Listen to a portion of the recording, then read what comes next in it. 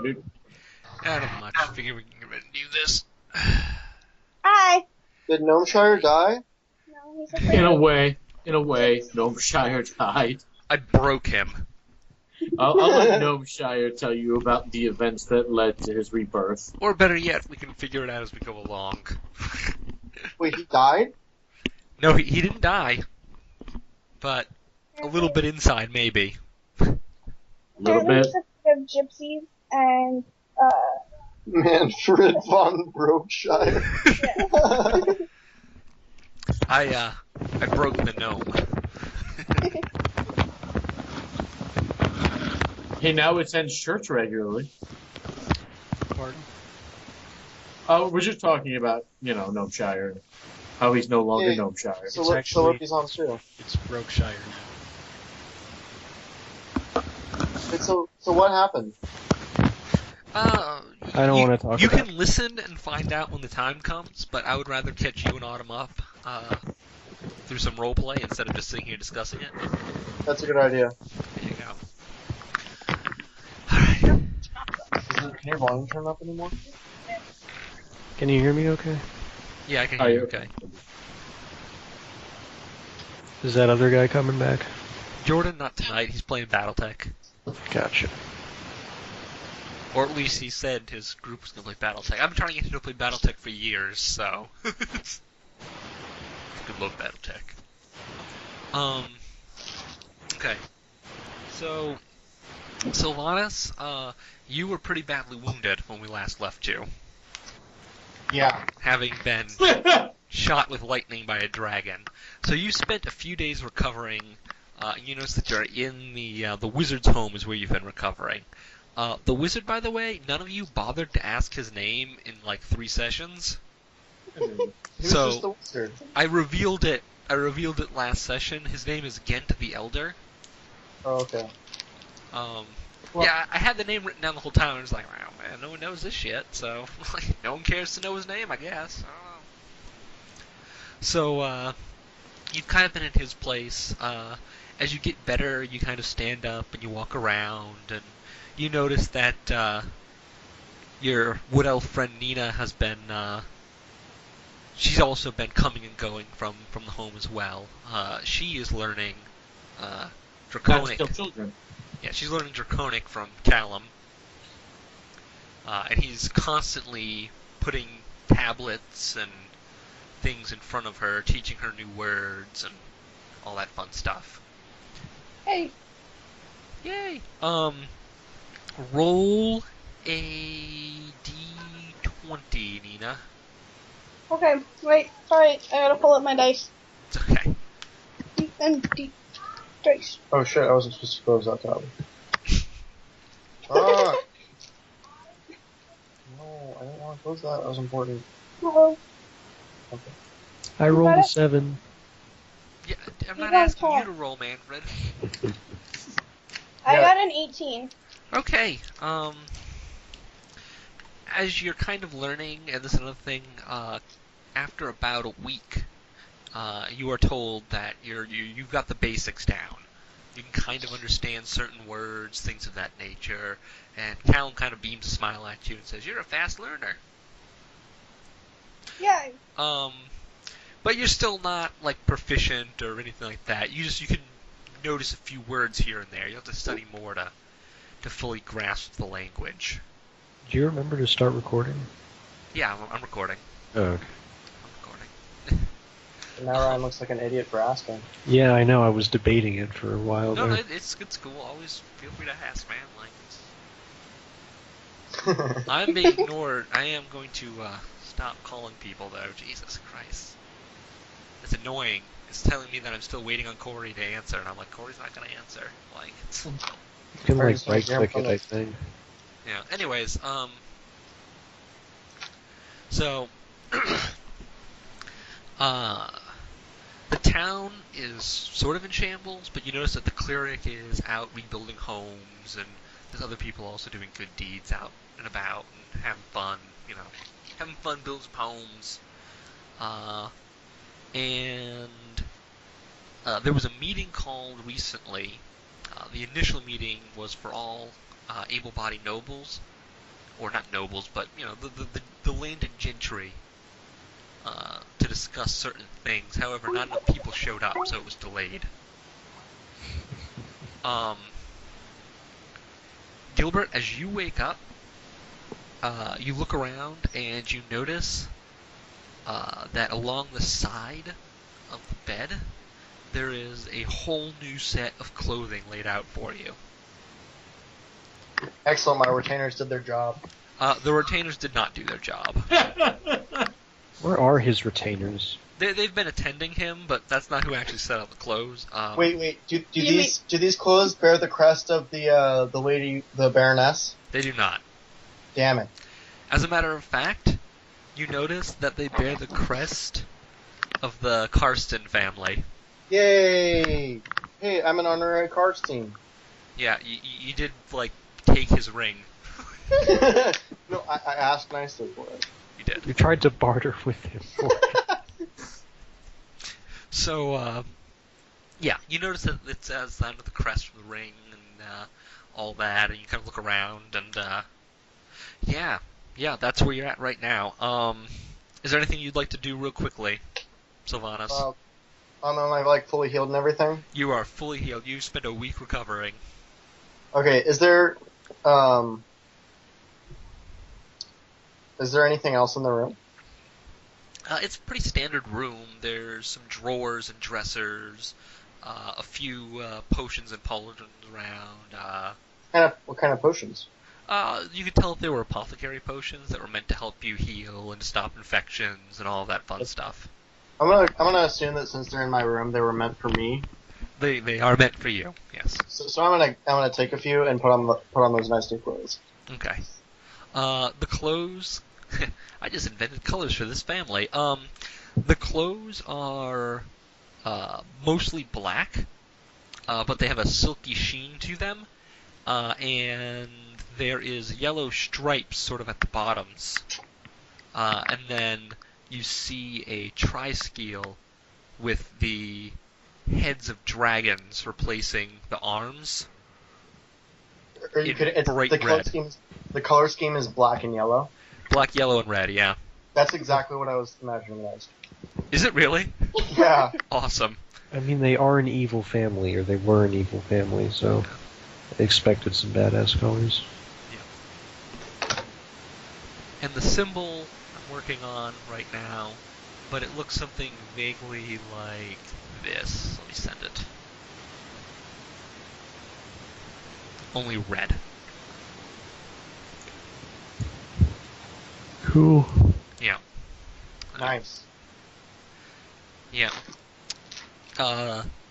You have noticed that next to the symbol, embroidered in it, there's sort of a slash line in the shield with that symbol on the top, and then on the bottom is the symbol of your house.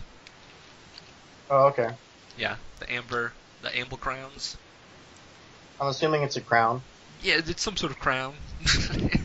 I will make you the symbol so that you have it, my friend. Awesome. But not right now, obviously.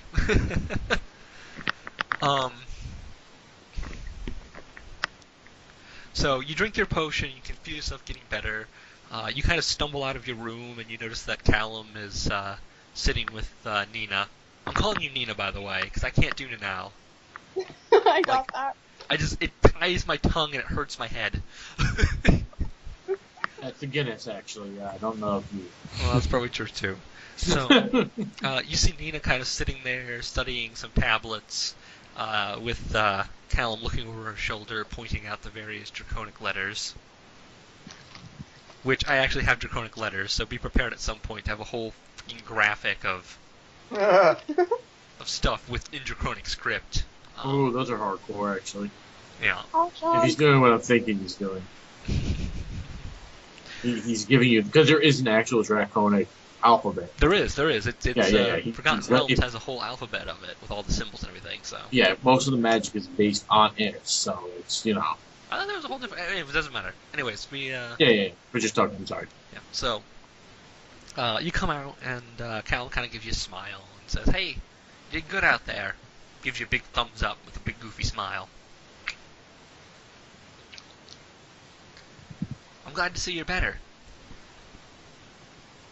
I clasped his arm as would a brother. Awesome. He kind of looks at you and says, "Hey, I'm glad you're awake." He says, Master Gent isn't well enough to see you right now, but he had some stuff he wanted me to go over with you. Who's Gent? Gent's the wizard, remember I just said that? No, but Silvanus says that. Oh. He goes, "Oh, Gent's the wizard. You didn't know that?" Oh, I just thought he was the wizard. No, his name's Gent the Elder. Oh, okay. That makes sense. Jesus. Alright, so, he kind of takes out some contract work, and it's written in Draconic script, which, if Nina wants to take a quick perception check, Yes, please. or an intelligence check to try to kind of poke in and read some of it. I think perception would be better for me. I get a +5 with that. Okay, so. I got an 18. Okay, you notice some scribblings about holdings, and about, duties, responsibilities, and all of that fun thing. Also, I was just asked, Dave, if there is if it's been uploaded yet to YouTube, the last one. I would have to get a hold of Libby. I know she's been working on it. Asking the chat base to be sure users maybe get to her, because Okay. I'd have to yell across the room, and you're all gonna have to hear me yell across the entire house, and it's just... Like, I was just asked, and I was like, oh, I can ask real quick right now, so yeah. Yeah. Okay. But yeah, so you notice all that stuff, and Calum kind of puts on the ground, and kind of holds on to Silvanus' hand, particularly the ring area, and kind of tightens it up around his finger, and says, he's like, as you may not know, when the previous count of the city here died, my master was given all of his possessions, including, technically, the leadership of the county. Falls to who? What'd you say? Falls to who? Technically, the wizard is the leader of the county, although he lets them self-govern. Oh, okay. So, yeah, technically Right. it is the dragon. Which I guess, secret's out, he's a fucking dragon. So you notice that he's kind of shifting around, looking around with his eyes, kind of examining everything. He says, and we have all of the properties and all of the demences that were accorded to him, including during the Civil War before he took in all of those properties belonging to the other landed lords and knights. And then kind of turns the paperwork over for you to examine, even though you clearly can't read it. And he says, this right here will be granting you a small fiefdom here, outside of the city. Silvanus gets kind of nervous and shifts from foot to foot because his family never really granted him responsibility. He's not sure how he feels about this. He's a little overwhelmed. Yeah, Callan goes, don't worry, it's not really that big of a deal. He says, remember that keep you were fighting at? Yeah? Yeah, that's sort of what we're giving you. Oh, so you're giving me a rundown broken castle. Okay. And then he has the deed. It's not even really a castle. Let's just put things in perspective here. A castle is somewhat bigger than this is just a keep. It's a fortified manor. It's just a keep, yeah, okay. Yeah, I mean, it's not really a castle. Right. That's gonna be awesome to repair, bro. Yeah. And he kind of has a deed, which is in common, you can read perfectly well. Thankfully. And it's a deed for ownership of the land, and you notice that on the land there is an old mill, a water mill with the water wheels, and it's next to that river. Oh, is that the one with the soap people? No, Okay. it is not the one with the soap people. It could be, What though. remains Matter of fact, the soap people? You know what? It is the mill with the soap people. Why not? Glad we didn't burn that down. Yeah. It is in disrepair, though, so... but you have that mill. It's not quite operational, but you have that mill. And then, there is 3 tenant farms that all sort of pay tribute to you, according to the deed. There's 3 parcels of tenant farms. So. Oh, okay. That means 3 people pay you rent in order to farm that land. 3 families? Yeah, 3 families. Okay. Callum goes, it's not much, but my master wanted to reward you. More than I could have asked for. Callum kind of smiles and hands over the paperwork and says, I just need you to sign here, here, and here, he says, at the draconic contract.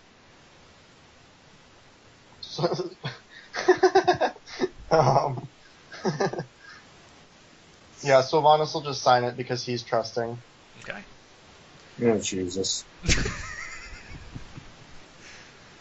And then he goes, and now we just transfer the deeds over, and then you see him write his name, but instead of writing like Callum or anything like that, he actually writes down Callum von Karsten.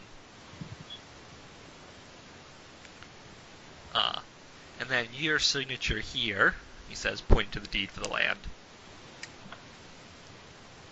I sign it. Awesome.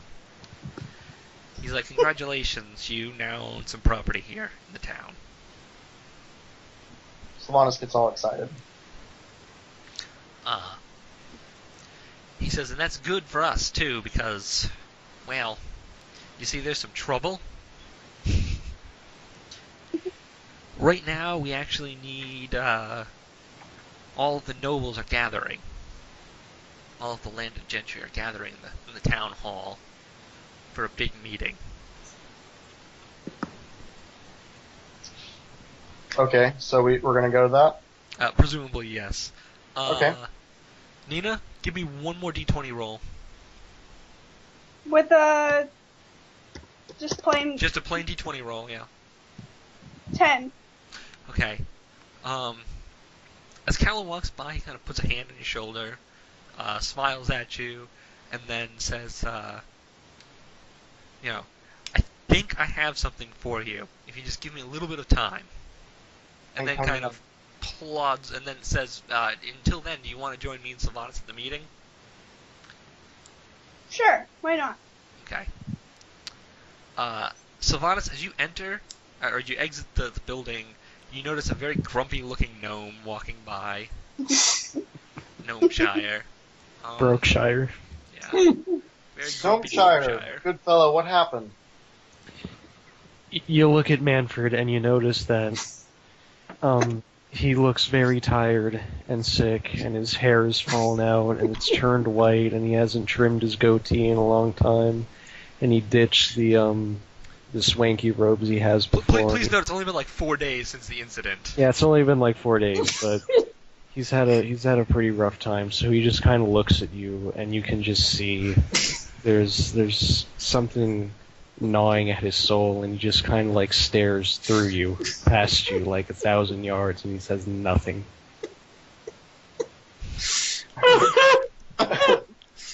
Silvanus crosses himself with the sword of Tempus, and then steps forward and lays his hands upon Manfred and says, "Begone, evil spirits." Oh my god. Manfred sheds a single tear and says nothing. Also, for the record, and I know Dave and Ryan will bear with me on this, I am trying to catch up Gilbert and Autumn, so I am going to be focusing on them and trying to get you guys involved as much as I can. Since they missed a session, that's kind of my goal, is to catch them up. Happy to Good be your God, man. man, what happened to you? I don't want to talk about it. Kind of shakes his shoulder a little The bit. DM broke him. You're next, Gilbert.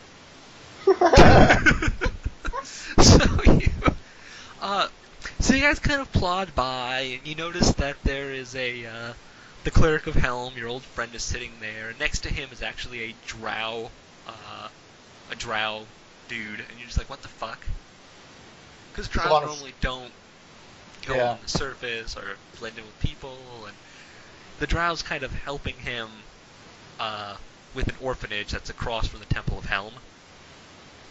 You also notice that there's a bunch of paladins and clerics of both Helm and Tempus, kind of roaming the streets, keeping order. There's clerics of both orders building up, repairing buildings and things of that nature around the town as well. Are they getting along? They are getting along. Your reinforcements finally got here. Unfortunately, the battle was already over. Oh, okay. Out of the corner of your eye, you see Steve Buscemi and and Jason Statham, and they're walking in with more trophies that they took from stragglers out in the wild. And as they walk by, you hear him kind of yell to the monk and the cleric. The monk is the drow, by the way. Yeah. And the cleric, you hear him yell, "Hey, we cleared out that convent for you." WTF? Dave. Oh, I wasn't sure if we were including me in this. I was kind of like, Well, he yelled at the monk and the cleric, so that would be you and the drow. oh, so they did clear out the Covenant? Yep. Jason Statham and Steve Buscemi did it for you. That was pretty good. Yeah. So he kind of look over at you and say, "Hey, your people should be able to move back in soon." However the fuck Jason Statham sounds.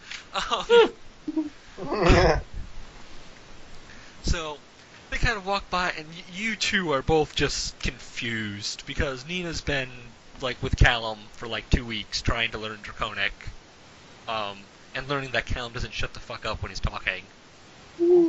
Like, apparently he gets really excited and talks just at rapid fire pace when he's excited and, trying to impress his girlfriend. What? We're not dating! I don't know. He gave you a ring. You live with him. It kind of sounds like, shit's getting serious. And the Paladin's been wounded and trying to heal up and trying to feel better, so you guys are kind of out of the loop. You're not quite sure what's going on. The one thing you guys do notice that's really out of place is next to the cleric, your cleric friend, Olin, is a giant fucking mastiff that's just kind of following him around. Puppy! When did he get a dog? Can I run and pet it? I want to run and pet it. Yes, you can run and pet it.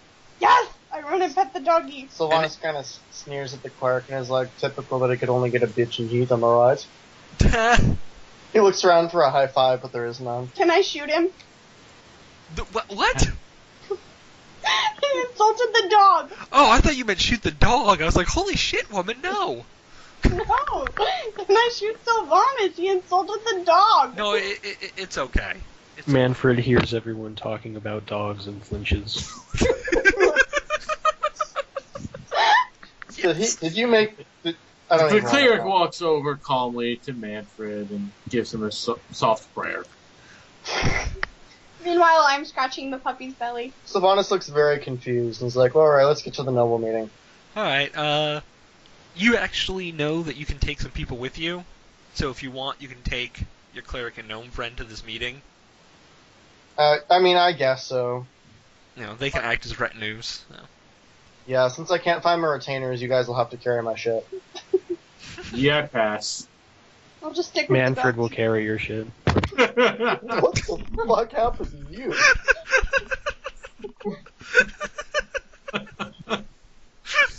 Oh, shit. Okay. I broke him. Yeah, no, he no joke. So, you guys get to the meeting, and you notice that, all three of the barons are up on stage, and are kind of not on stage, but you know what I'm saying, like up at the podium area. And they're all kind of huddled around, and then all of a sudden there's a gavel that kind of streaks, and they look around and they say, "We all know that the wizard has been incapacitated." Everyone kind of pauses and looks.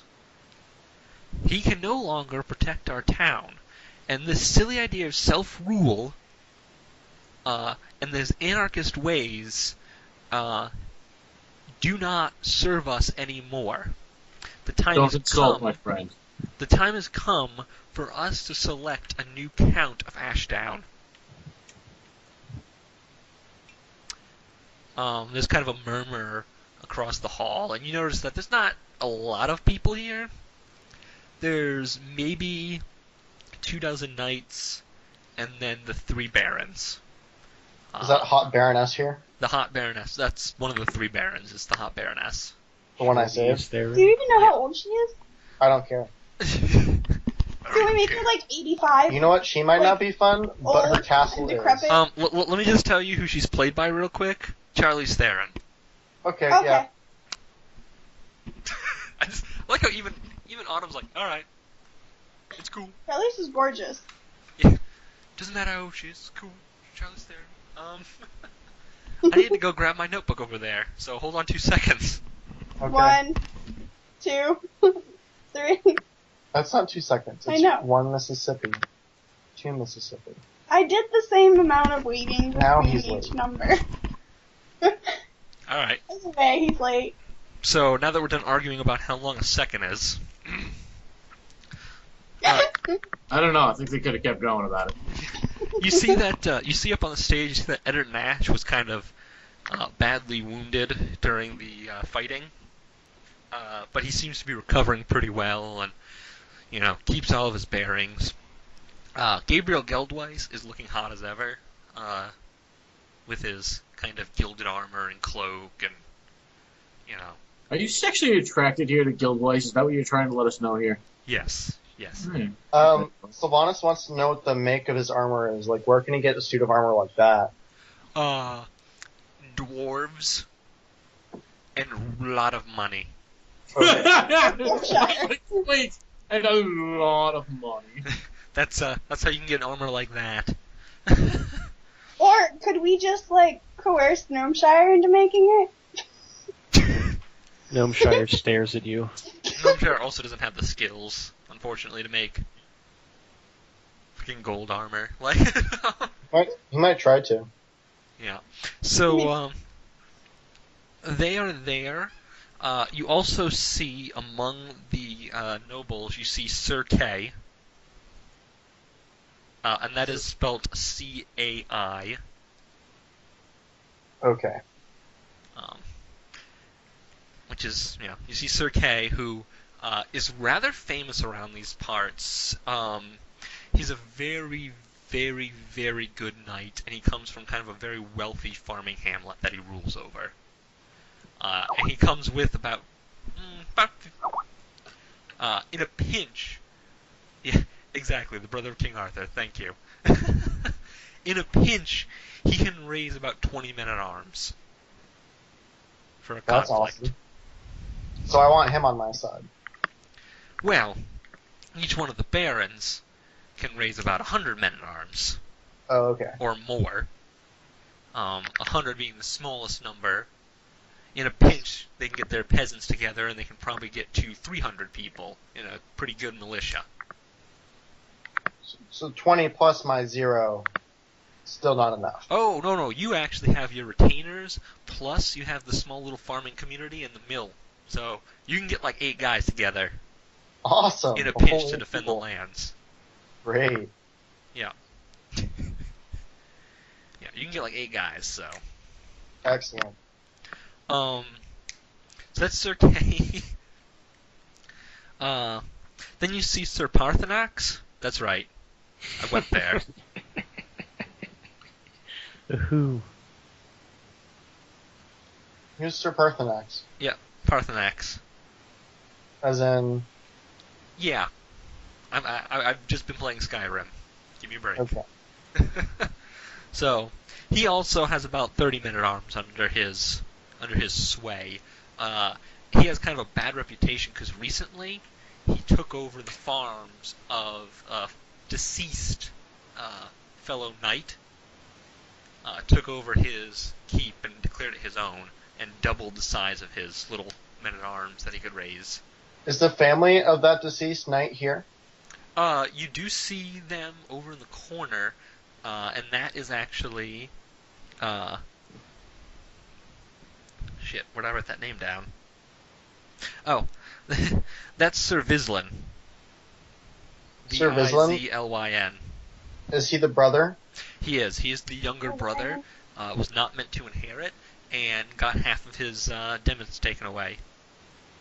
So does he have 30 guys? Well, he has about 15 guys. 15? The other 15 is in the hands of Sir Parthnax. Excellent. Okay.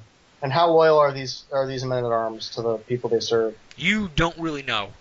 Okay, I'm not sure. It would vary between each, and you're not here enough. You haven't been here long enough to know each individual one. Outside of the barons, those are sort of the main players. Each one of those knights kind of controls a loyal faction of cohorts that kind of put them on even standing with a baron alone. If the baron also didn't have cohorts, you know what I'm saying? Uh-huh. So those are sort of the main players in the room right now.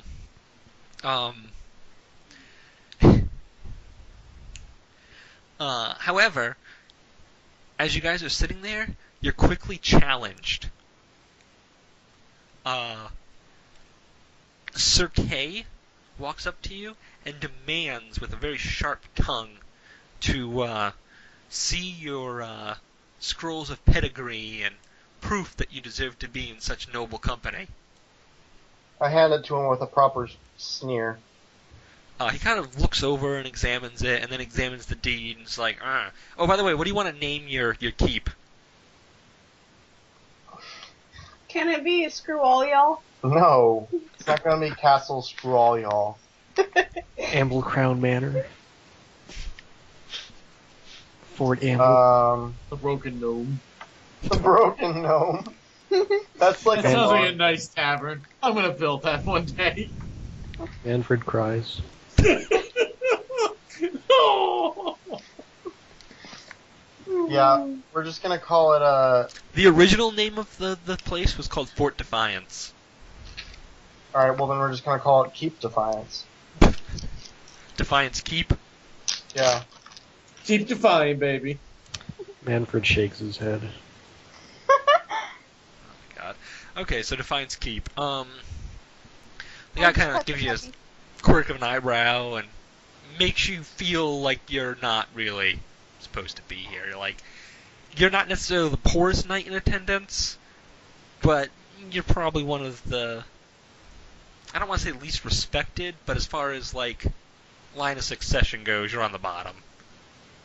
That's fine, I know I'm supposed to be here. I got a dragon on my side. Exactly. And then he kind of looks over at your three companions, and you're like, hey, they're with me. And then he looks over at Callum, and Callum hands over his own scroll of pedigree. And he looks over, and he kind of quirks his eyebrow, and he goes,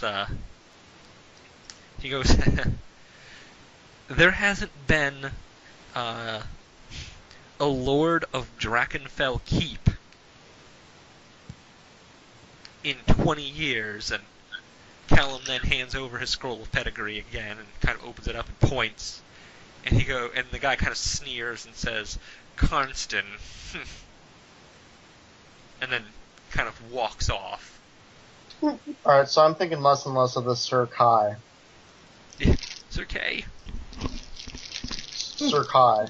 Yeah. So the debate sort of begins, and everyone is kind of talking over each other again, discussing the merits and the validity of each person's claim. First, Charlie Skeplin steps forward. She wants to be heard, and she talks about how, 50 years ago there was a marriage between one of her relatives and one of the former count's relatives, and therefore she has a claim. Gabriel Geldweiss gets forward and states that, the Geldweiss family was the original holders of that seat, and then someone else, jumps forward and says, yeah, only after they usurped it at the very end. And then there's kind of a hush over the room as this shouting match begins again. Then Eddard Nash stands up and says, I have the most forces at my disposal. Clearly I'm in the best position to defend this place. But as you all remember, Eddard Nash is an idiot. Yeah, can I turn to the cleric and ask him to modulate my voice so that it'll boom over the rest of people? Cleric? Okay. I'm not going to give you a giant boom. We don't want to overwhelm them. But yes, I'll increase your size so you cast a small shadow, and I'll increase your voice. Yeah, not my size, just my voice. Okay. I do my little thing. All right, so I turn back, and then my voice booms over the crowd that this battle should not be decided by force of men-at-arms, but by single combat if it comes to that, because we all know that you don't prove your worth by how many men you have, but by your strength in your own arms. Besides, I think I have more clerics here than you guys have in Iron Arms. Yeah, I the didn't answer actually is say no, that you in don't, character. but still. I didn't just say that in character. Yeah, so everyone kind of hears that, and there's a portion that actually laugh at that comment. And then there's some that kind of applaud you and sort of thing, and someone else gets up and says, "Strength and force of arms is not qualification for leadership." I'm kind of with that guy. Manfred nods sagely and Who said that? You notice in the corner of your eye, it's actually like a half-elf dude, and you're like, what the fuck is a half-elf doing here? Nobody likes a half-elf. Nobody likes the half-elf. He is actually the representative of a small community that resides within the county. Oh, the Scoia'tael? Yeah, we kill them all. The who? Never mind, it's a Witcher joke. Okay. Yeah, no, he is part of a small community. Technically, they're not a village, but they're about the size of one. Are they elves? They are elves, half-elves, drow. Okay, so nobody else. What the hell is with all the drow in this place? Look, This is really Silvanus, odd. if you're looking to kill a small community, I know one. This is the first thing you've said to me, Manfred, and it bothers me very severely. I can't help it. I'm sorry. Forgive me. Sylvanus looks very befuddled. Manfred looks round ashamed. What kind of alliances can I see forming? Like, who is siding with who? Does it look like? You can see that Kay, Parthnax, and Vislin are kind of on their own. Vislin's kind of looking at Parthnax like, you fucker, from the corner. He's got a few men around that, I mean, they're holding great swords, and they look like they're about to just fucking go run across the room and chop the son of a bitch down if, you know, there wasn't so many other people here right now. Not to interrupt, do I see anyone who I can notably state has a heavy religion, heavy devotion to the gods? Yeah, you can see there is a small group of people with a knight that you know, and I'm gonna let you name this knight because I don't feel like it. Name the knight. No, we're gonna go with Lido. Lido? Yep. Okay. So, Duke Atreides. Yep, you got it. He's kind of over in the corner, and you know that his people are devout because you recognize him from Waterdeep, and you know that he has some minor holdings up here. Okay, just curious with it. Yeah, he's got like 4 other knights with him, and each one of those knights, all told, they can come up with maybe, let's say about 32 men-at-arms between all of the group. So. Okay, I point that out to Silvanus quietly. As a man of faith myself, I walk over and try to make his acquaintance. He gives you a nod and kind of smirks and says, "This foolishness can go on all day." I ask him what he thinks we should do about it. He kind of gives you a look and he says, "On Caladan, we ruled by..." Oh wait, wrong. Here in Arrakis, we need desert power. What do we...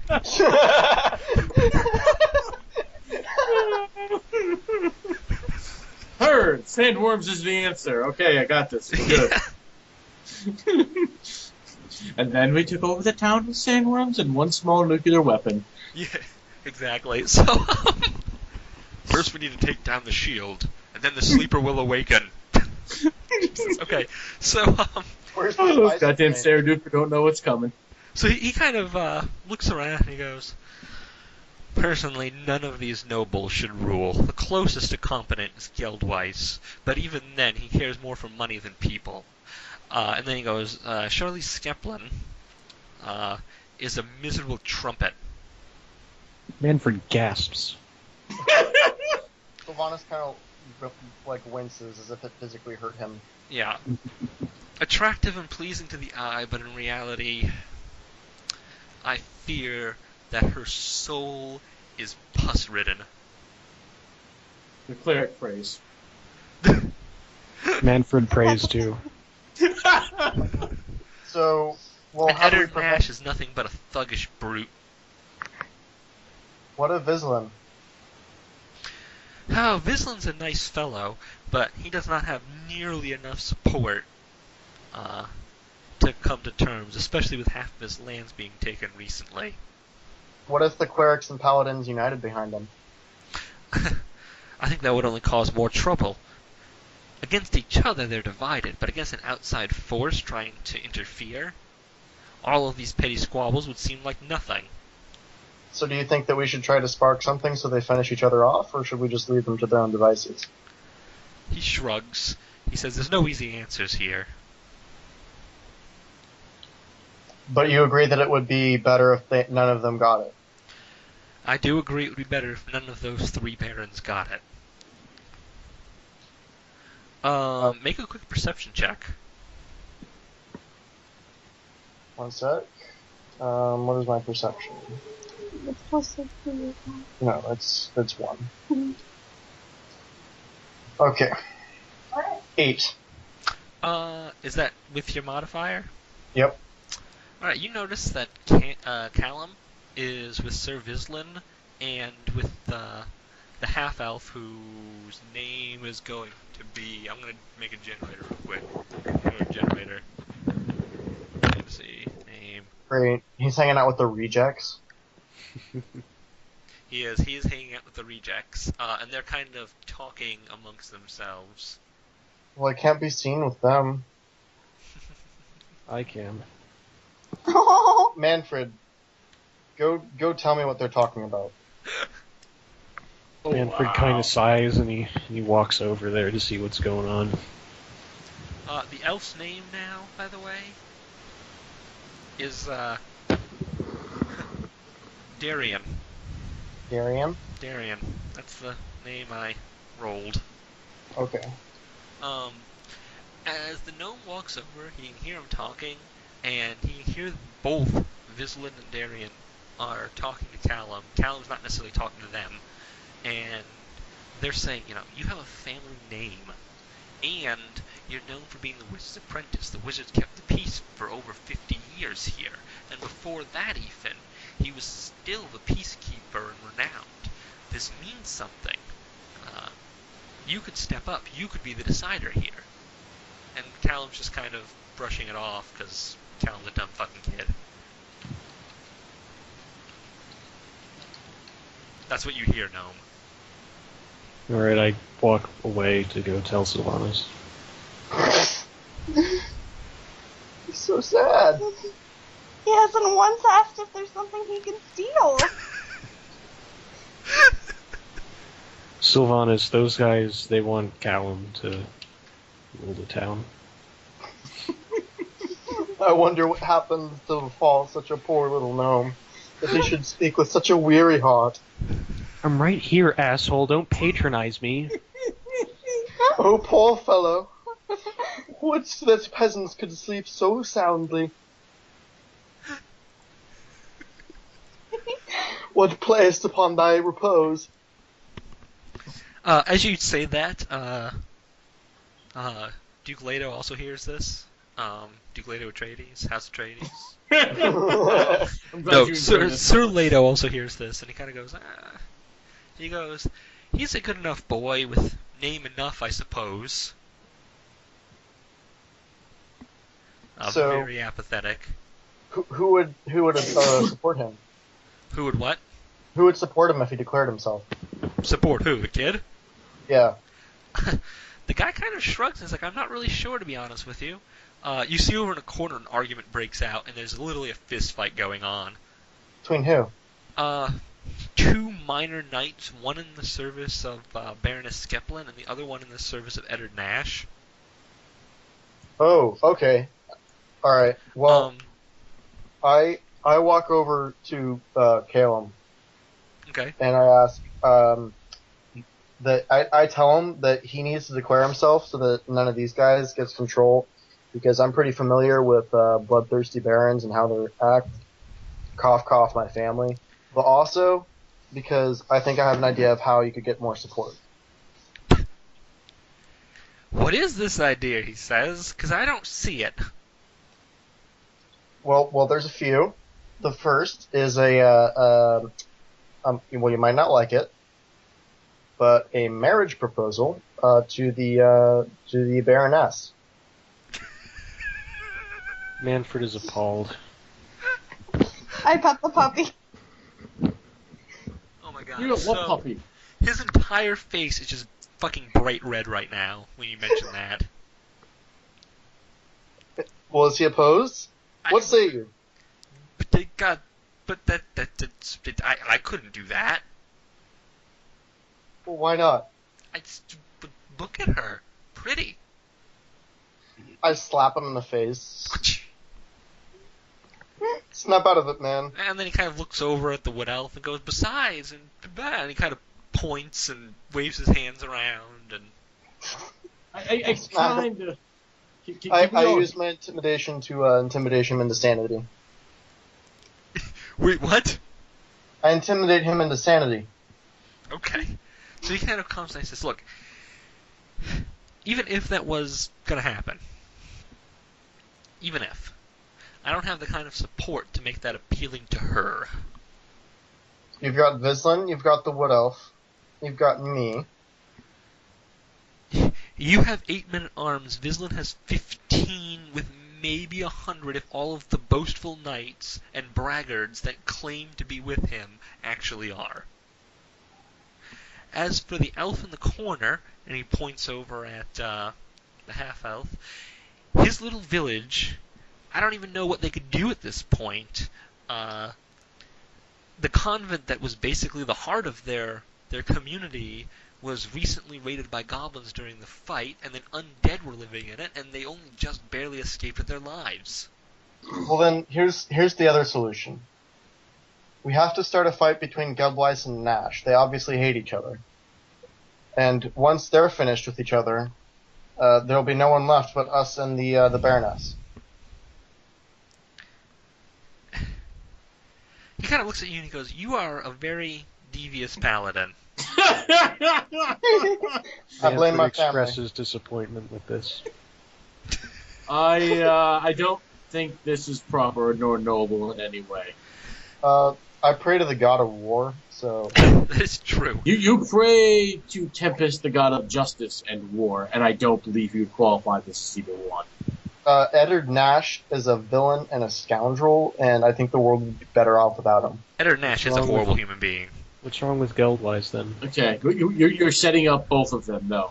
For you. Yeah, well, no, I'm just exacerbating situations that are already there. Callum says, look, if we can do this honestly, I'd be game with you guys. If we can't, I'm not game. Plain and simple. Okay, I give him the thumbs up, and then I turn to my little Manfred friend. Listen, buddy. This is not going to go the way you think it's going to go. You've got that mage hand illusion thing, right? Yes. Can you make it look like Nash smacked Geldweiss? Perhaps. But that would be wrong. I roll for persuasion. Can I do that? No. The gnome is being the gnome right now. No, roll for Roll persuasion. for persuasion. Fuck it. What do I roll to defend against it? Or anything? Wisdom. Yeah, wisdom. And that's just a d20 with the modifier? Yep. Well, unless you rolled a 1, you're gonna beat it. I rolled an 8. Yeah, I got a plus 6. 4. I got a 6, so you're fine. Yeah. You're not going to beat this gnome. The gnome is depressed right now.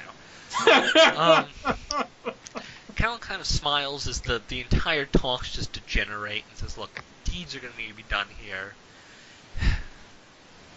before we can settle on any sort of anything. You say deeds? Yeah, deeds. Like what Deeds, kind of not deeds? words. Okay. I can do deeds. I'll fight for you. He's like, we'll need to build some support first, and maybe go to some of the local knights and try to. That's the only way this is gonna work. All right. Well, I'll go to some of the local knights who seem more sympathetic to Vislan. Yeah. The council is kind of broken up at this moment because they've determined that nothing's going to get done, and they're like, well, let's get back to fixing the town real quick and do some other things. As you're walking out, you hear some strange talk about strange going-ons at the gypsy camp outside of town. Manfred flinches.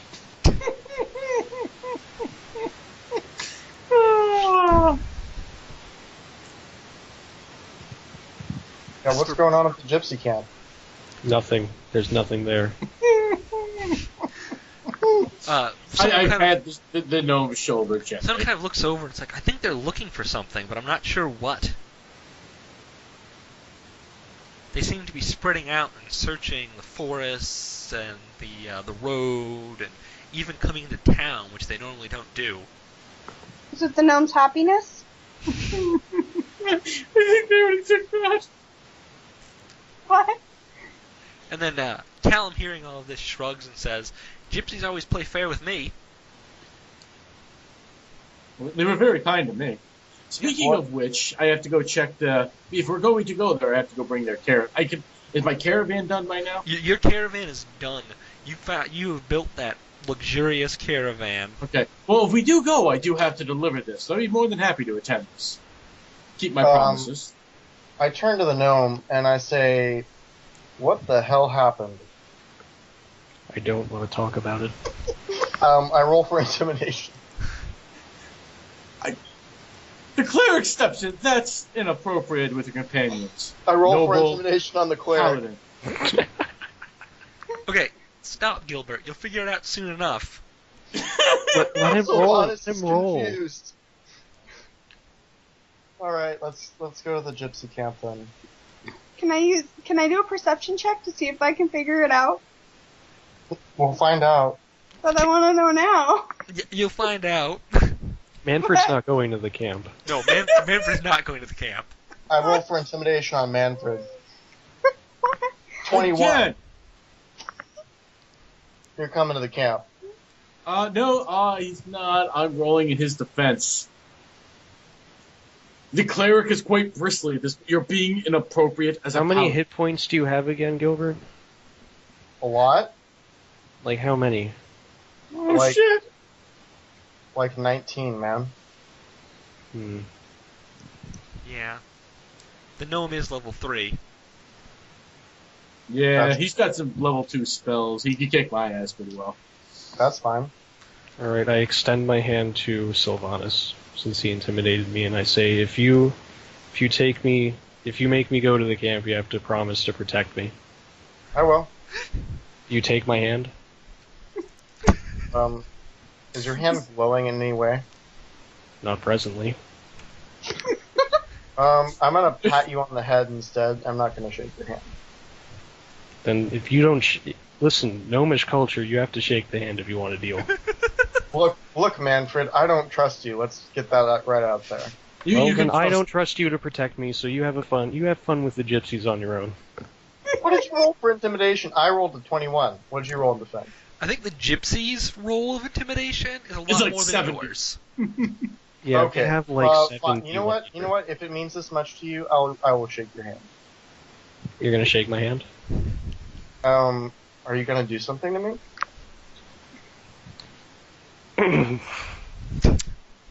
Only one way to find out. What are you trying to do to me, Manfred? I'm your friend. He shakes your hand. Now, do I want to do this? Oh, boy. I don't know. You're an adult, man. I'm I trusting don't know. you, You did try to intimidate me just now, so I feel like I have to respond to that.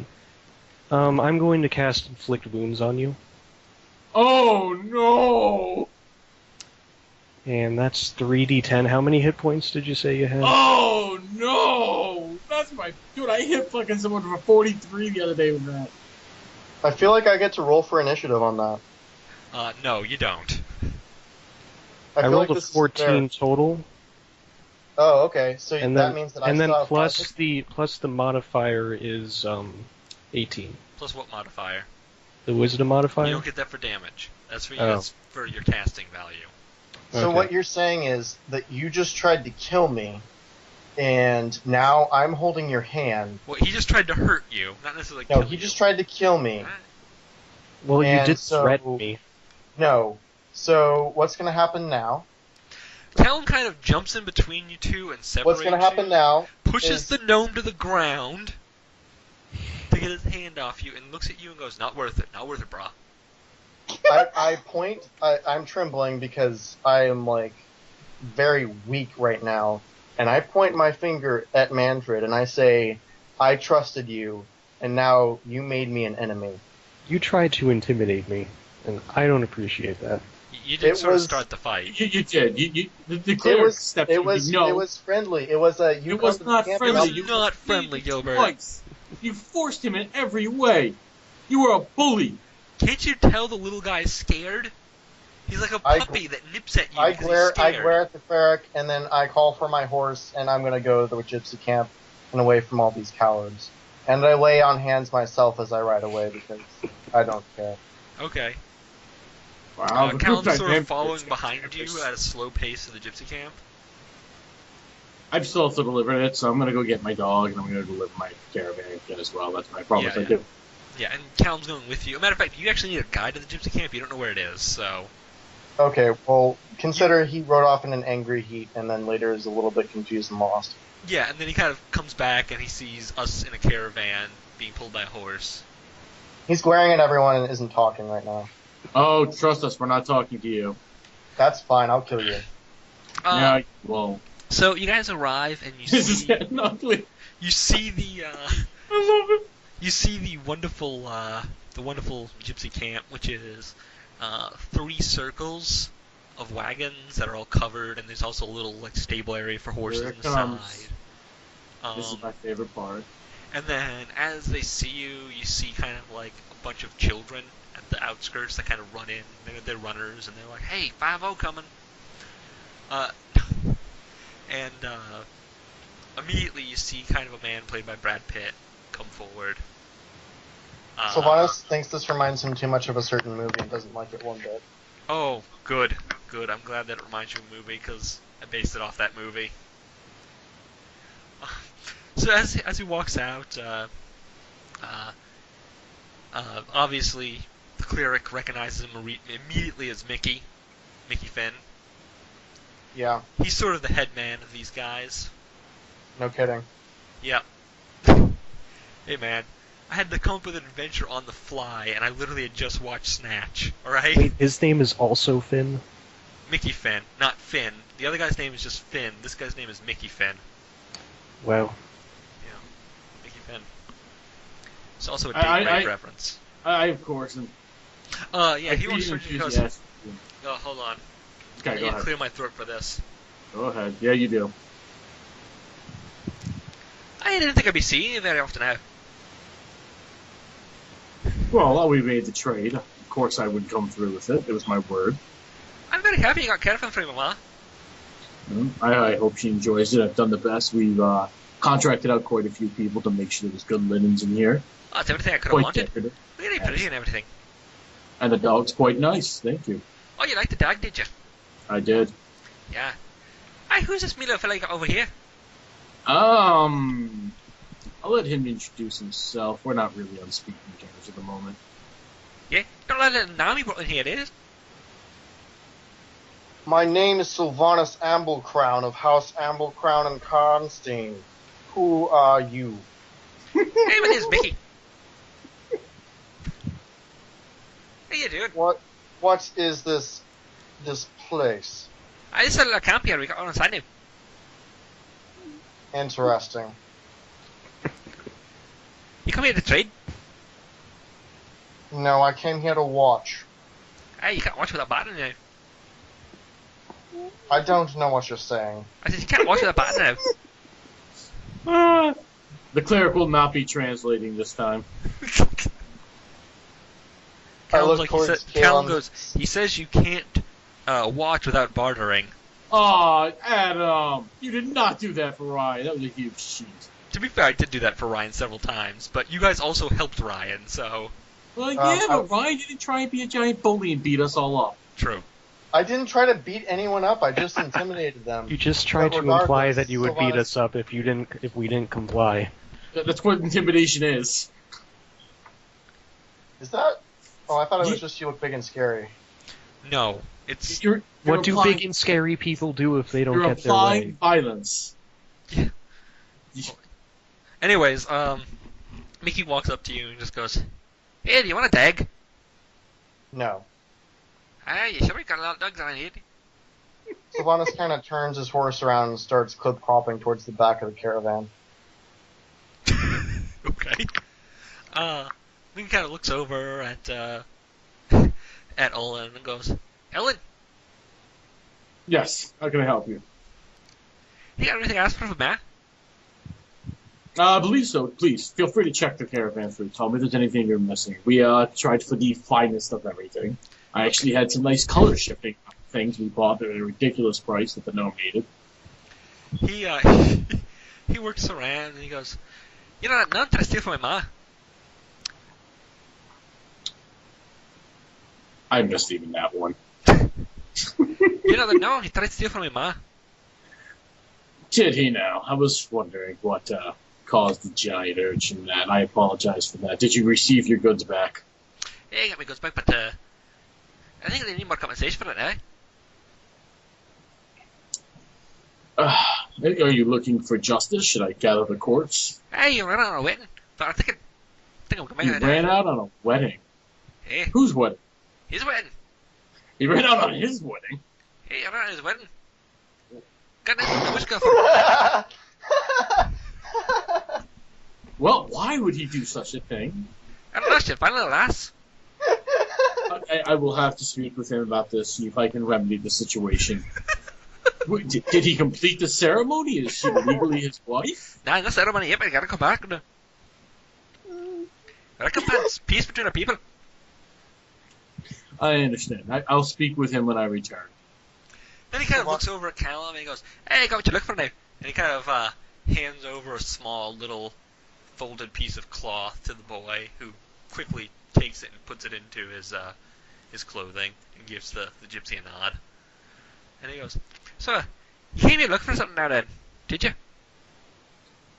I mostly came here just to return the caravan to keep my word. We made a trade gone through. I very much appreciate it. Now, I make a deal here. I'll give you a dag, and in return, I get your horse and your gnome dead wiped. I don't actually own a horse. Well, something's pulling the caravan. That went with it. I assumed... Oh, see, I was not assuming that. He wasn't See, either, I did. so he's asking for the horse. In return, you get a dog. And you also wipe the gnomes dead, so that the gypsies won't bother him anymore. Yeah, we'll call that. I will absolutely... Not a problem. That handles the death of his wife as well. Yeah. Okay. I Absolutely. appreciate it very much. And he kind of whistles, and you see a dog plop over, and he goes, "Here, take a dig." What kind of dog is it? What am I looking at here? You are looking at, a small but furious mutt. Like a rat-catching dog. Okay, remembering how much this ranger wanted a pet, I'm going to gift it to her. Why do I get a rat dog? Oh my god. Some people just don't appreciate the things that they're given. Yeah, like the wives that they're given. Am I right? No. I'll take the puppy. No, you're not right. And So I'll he kind tie of a looks bow in over his at you and hair. goes, "Hey, come on in now." And he kind of waves at you in, and he starts leading the horse, and he goes, "We got a celebration for you now." Oh, well, I would love to attend. Yeah. It's So nice as you to go get in, to you know notice there's a fire roaring, there's dance going on, everyone's kind of cheerful and clapping, and, you know. Silvanus does an equipment check.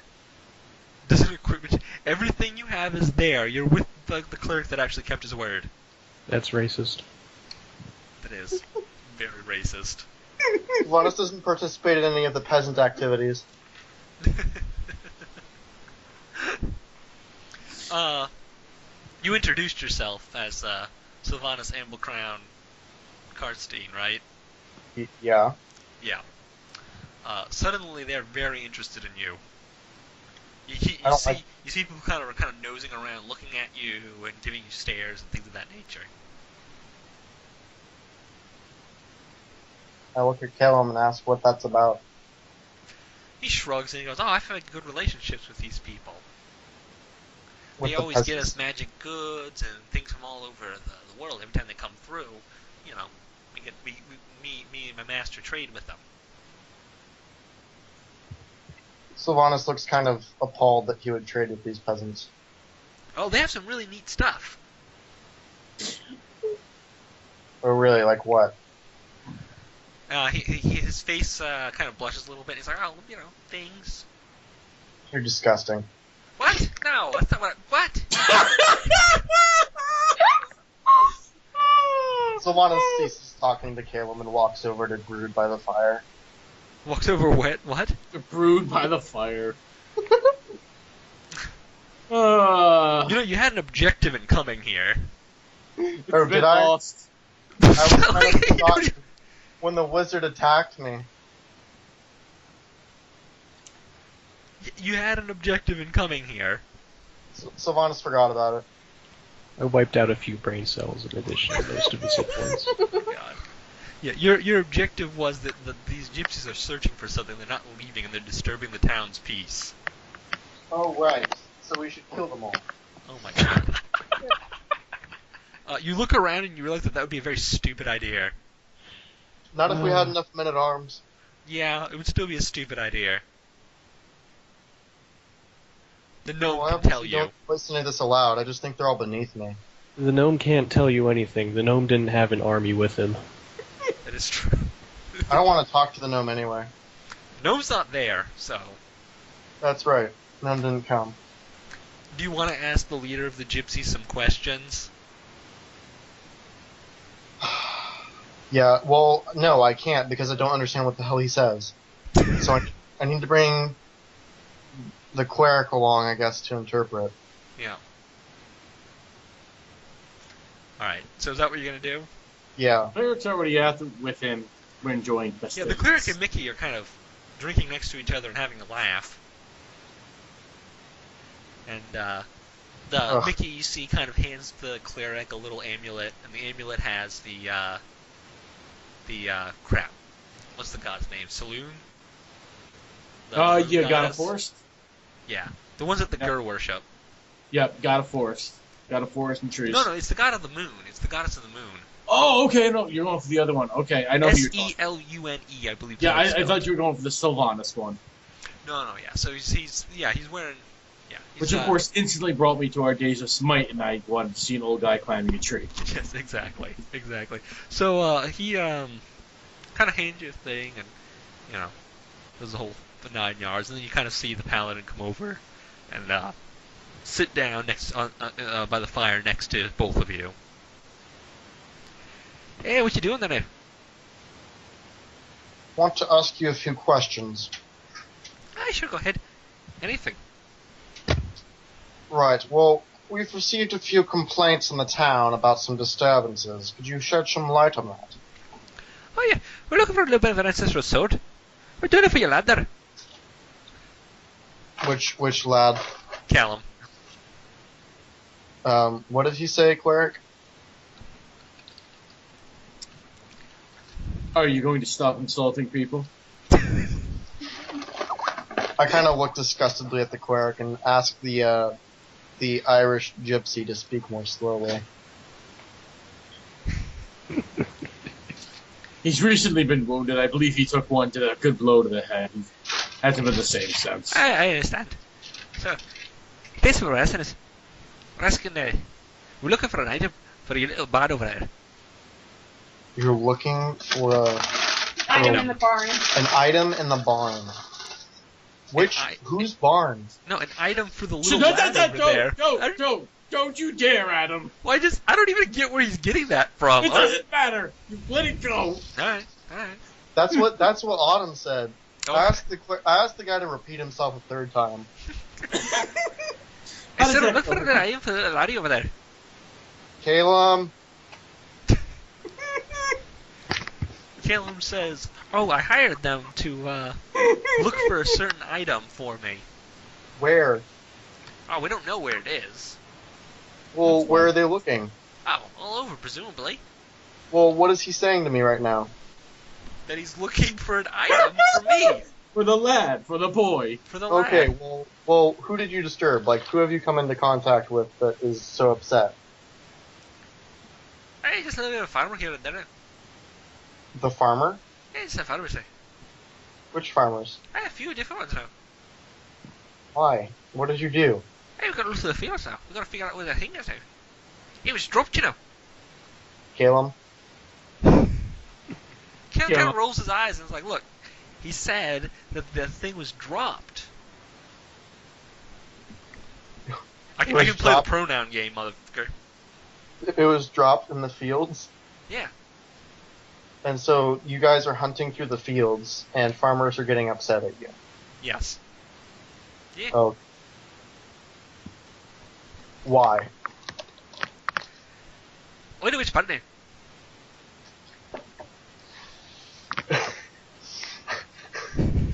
This negotiation isn't going so well. Now you know how the gnome felt.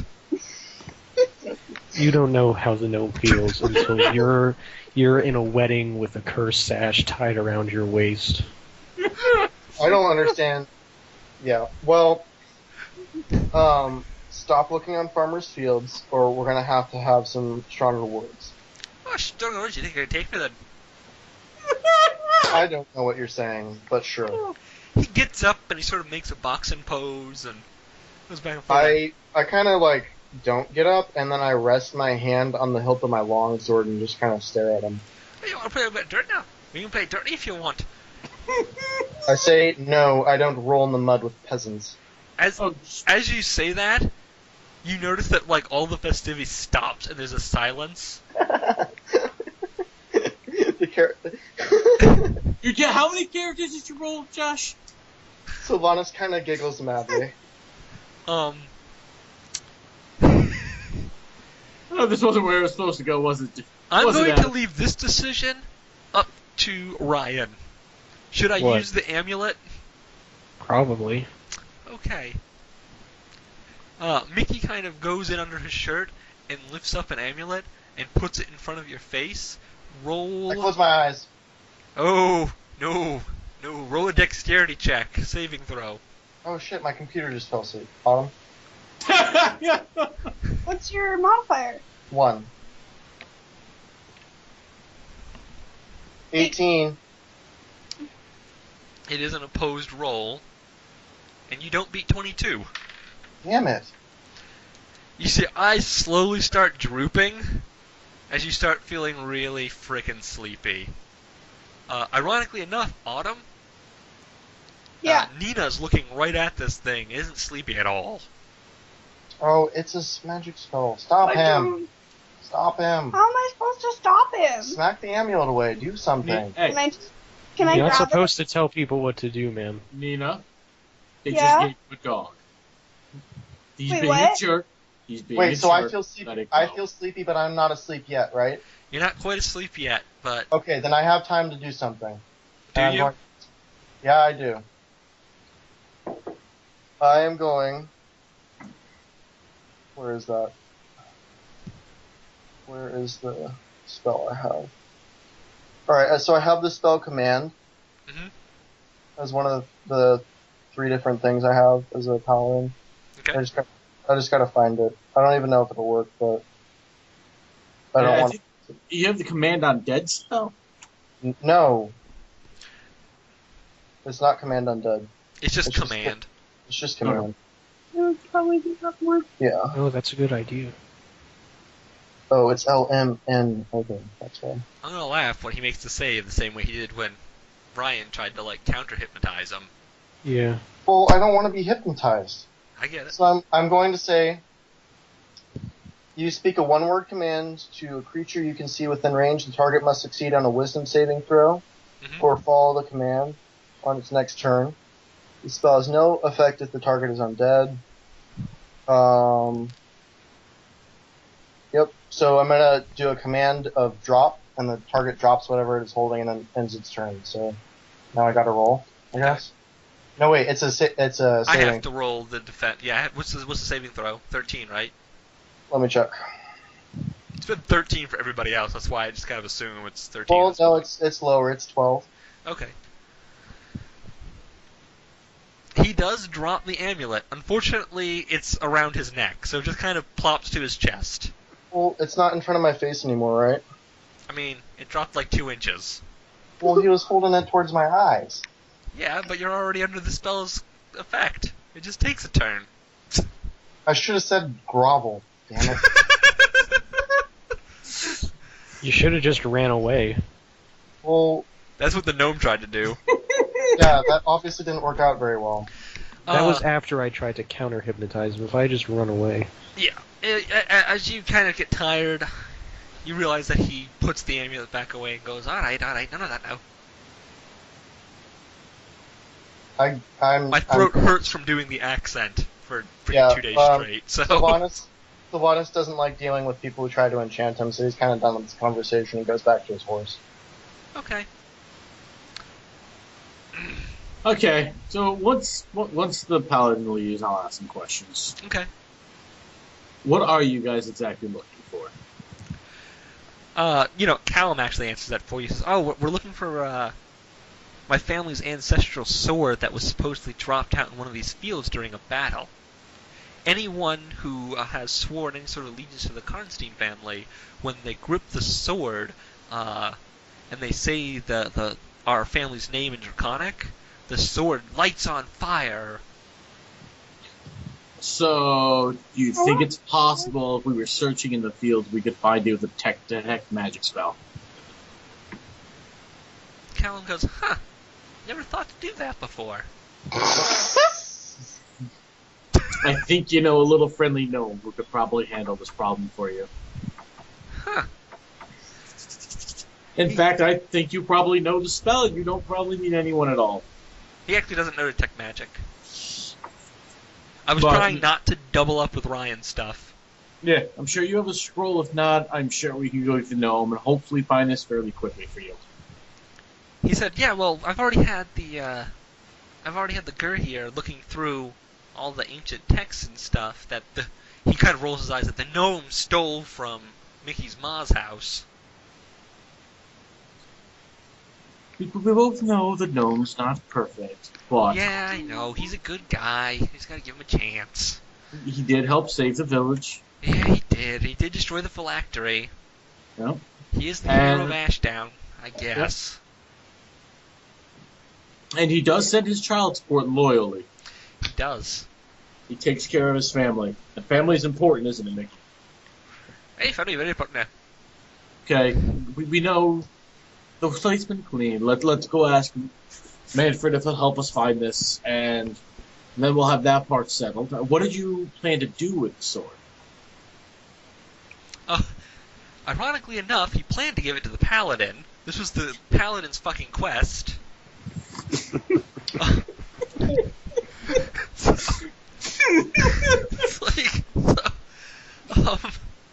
He's like, that went down quick.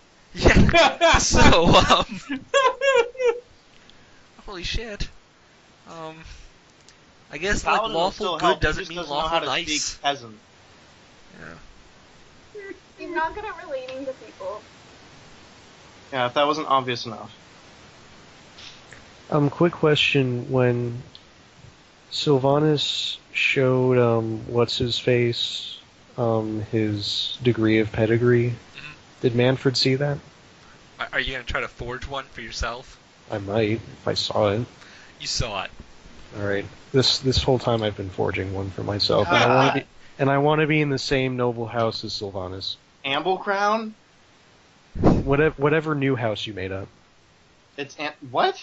Amblecrown Karnstein? Yep. Okay. Sure. Go for it.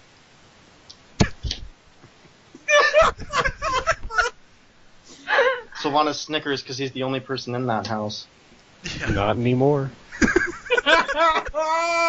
I'm gonna go to the town hall and have these filed in triplicate, baby. Oh, Okay. the gnome recovered a little. That's nice. That's nice. You notice how he changed his profile picture too? Wait, what did I he saw do? that. Yeah, he changed his profile picture back from like the old decrepit bald gnome to like To the regular. to his regular old gnome. Because it's gonna steal all my assets now. Um, so you yeah. So anything else you want to ask while you're here?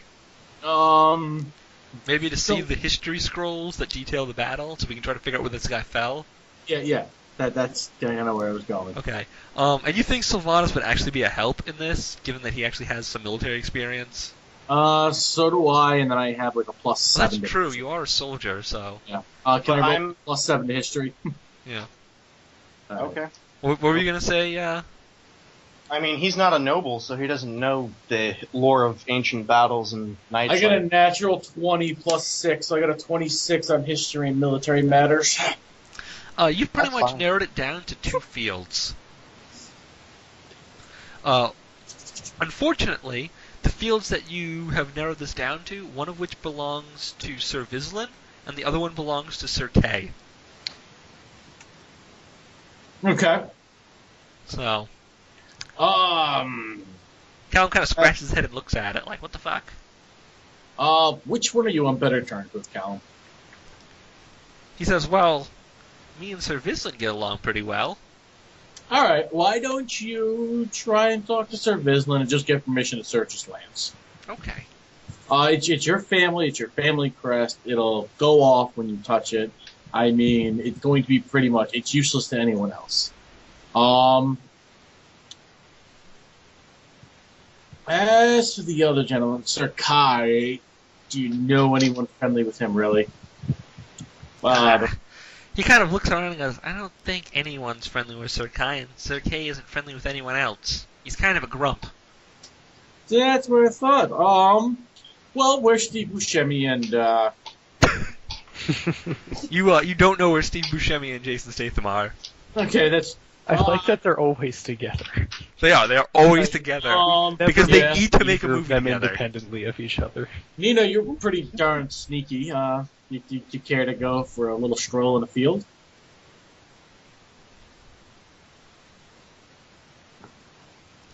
Autumn! I thought you were talking to Josh. No! No. Josh went off. Josh got angry and I left. didn't ride off. I'm standing next to my horse. Yeah, he can kind of hear everything that's going on right now. Okay, so what am I doing? I heard stroll in the field. Yeah, Sir Kai is not friendly with us or any of our aims, but we need to find a sword in the field. You're fairly sneaky. Would you Okay. care to go looking for this for Cal? Sure. Did Alright, do you have a picture you can show her, so... He pulls out a piece of paper, and he kind of shows this as it's a longsword, and it has dragons, 3 dragons intertwined up the hilt that separate into 2 dragons on either side of the hilt, and then one sort of with an open mouth forming the blade. sounds like the Soul Saber. Okay. Sounds like the what? Soul Saber? Really? What did you say? 3 dragons? Yeah. It's 2 Well, more than there's the only- Soul Saber. Yeah, it's 2 more. It's like a triple soul saber, really. Okay, well, I did not know that. So should I do a stealth check? I mean, not yet. You're nowhere near the land. That's it. No kidding. And I don't know how you're going to find this thing anyways, just by running around. But Well, you can So take the has- gnome with you. You can take the gnome with you. and Has they- Silvanus yeah, heard all of this at this point? yes. Okay. Yeah. So Silvanus is going to ride back to the gnome. Okay. Uh-oh. You find the gnome walking out of the city council hall. God.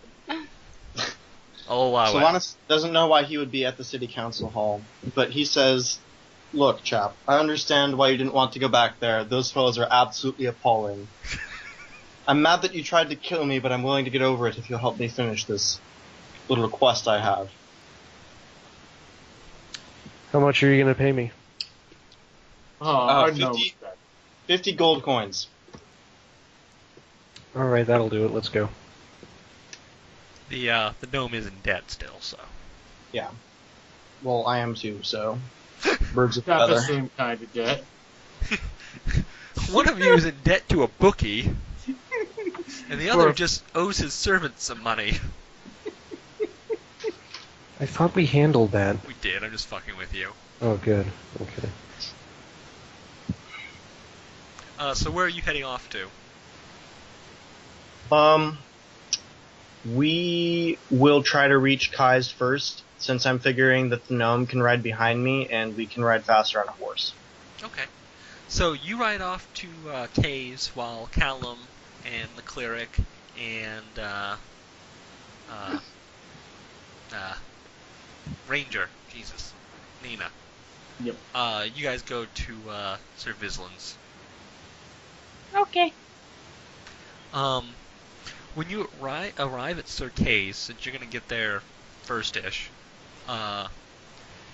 you notice that there is like most of his men-at-arms are kind of, I mean, they're not necessarily at the ready, but they're there, they're cleaning armor up, they're kind of getting ready for a confrontation of some sort, apparent by all appearances.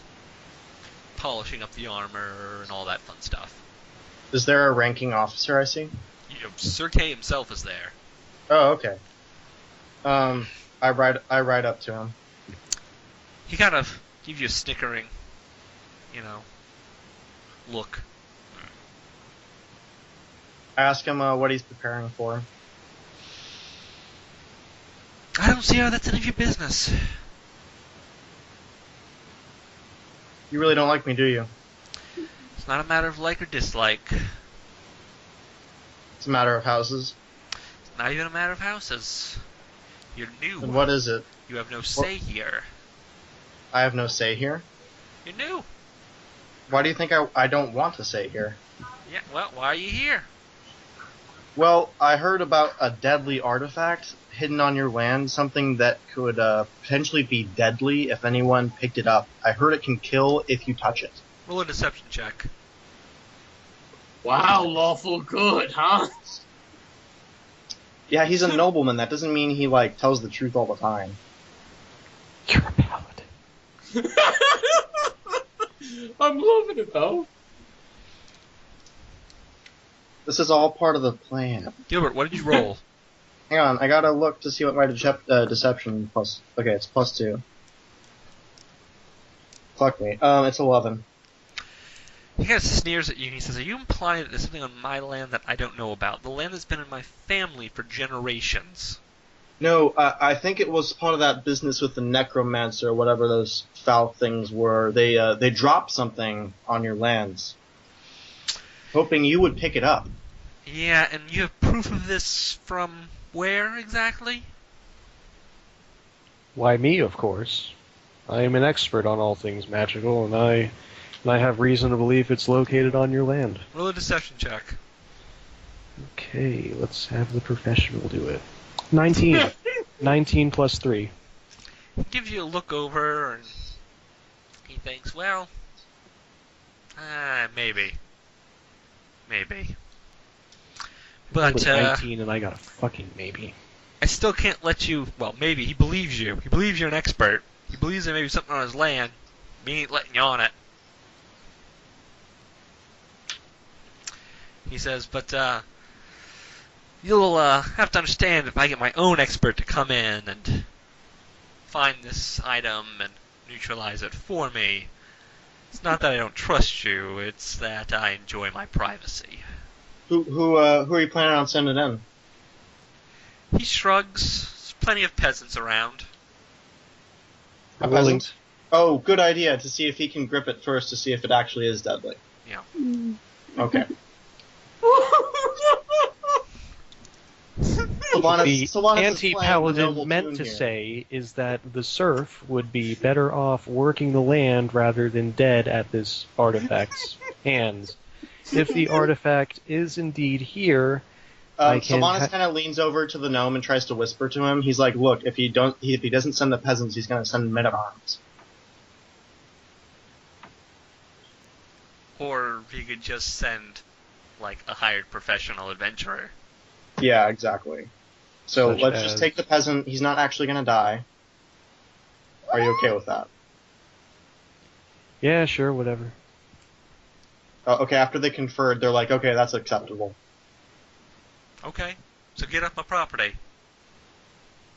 So we don't get to look for it? No. He's gonna send his own people to look for it. I don't know Manfred why you looks at thought... Silvanus and says, "That's what I was going to try to get us to do, but you wanted to send the peasant out." Oh, okay. Well, if you feel uncomfortable with us on your lands, you can just send, like, 2 of your men-at-arms to, like, oversee us. I'm sure anyone you hired or had in your retinue is more than capable of fixing any problems we spring up.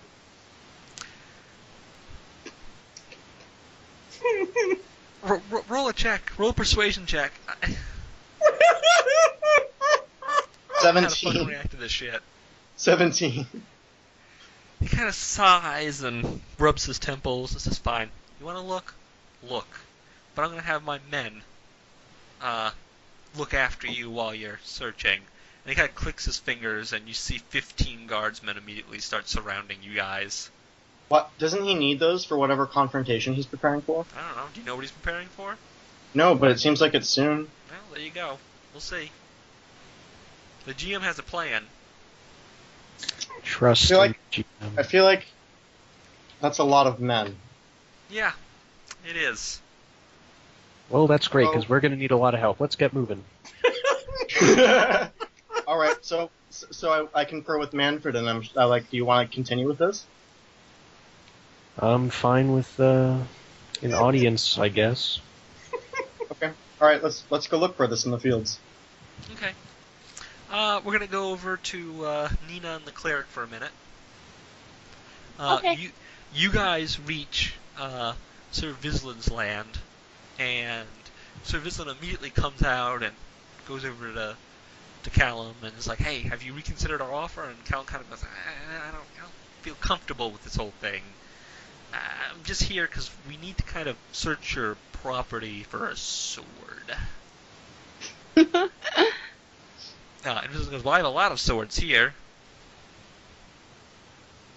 I'm waiting for one of you guys to speak up. Yeah, this is kind of their conversation is the problem. Okay, well, I mean, you can butt in, man.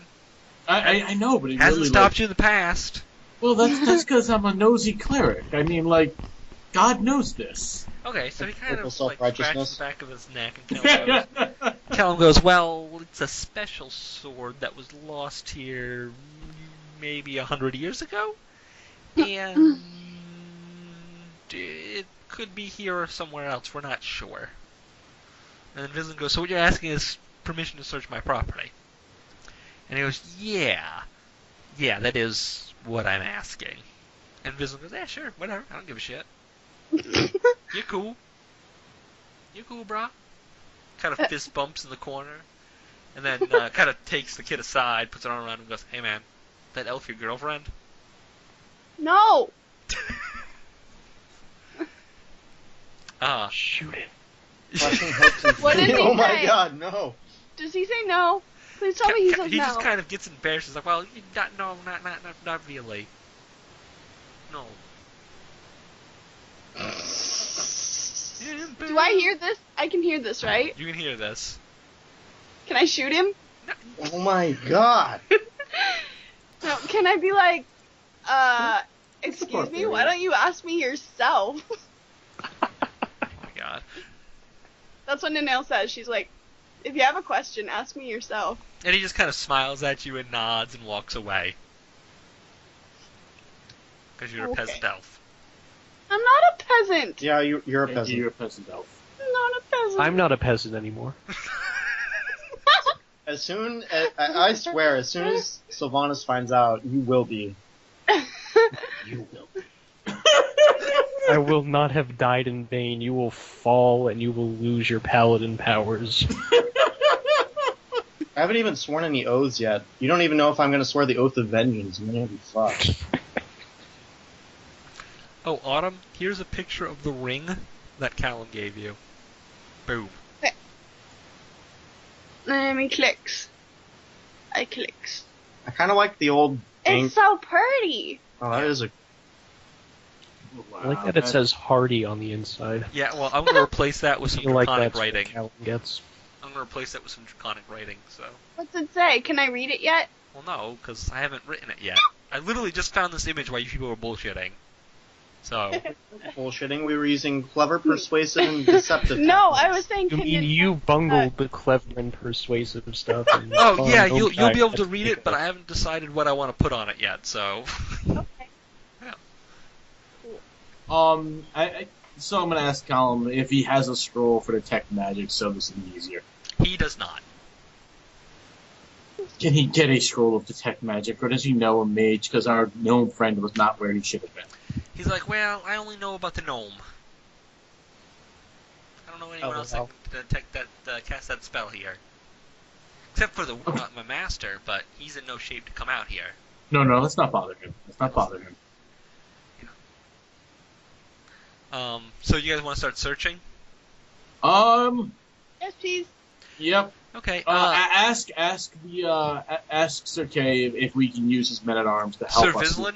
Yeah, Sir Vislin has 15-minute arms, but he gladly offers them up to... Yeah, any hand helps, like his peasants, whatever. And he volunteers to actually be with our party and help and show us around the grounds. That's very kind of him. You know what? You guys are going to get a nice little description for this. As you walk around, he starts showing you, and it's a fortified manor, and it's got a dry moat, not a proper moat, a dry moat. And in the dry moat, he kind of points out that he keeps geese in the dry moat. Nice. What Very were you nice. going to say? I of course make sure the dog is by my side and not. Yes, the dog is not messing with the geese. And he kind of mentions that, yeah, they make an awful fit squawking when people come about that they don't recognize. So it's like the perfect guard system. There's a good chances there then. Yeah, so guard geese. And then he goes, well, that's the duck pond over there, and he kind of shows you this little pond. He goes, and over here, here's the fields, and you see these large, How these aren't close is fields. the geese pond to the field? What'd you say? How close are the geese to the field? They're not that far away. Okay. But the field isn't a traditional field. It's actually an orchard with apples and things of that nature. It's some lovely land. It is a lovely land. Famous for our, and you can see why I like this guy. Famous for our cider here. Can I have some? Oh yeah, Strongbow. He says, yes, of course you could have some. And then he kind of hands you an Angry Orchard. Damn it. Yeah. Strongbow's good too, but I like Angry Orchard.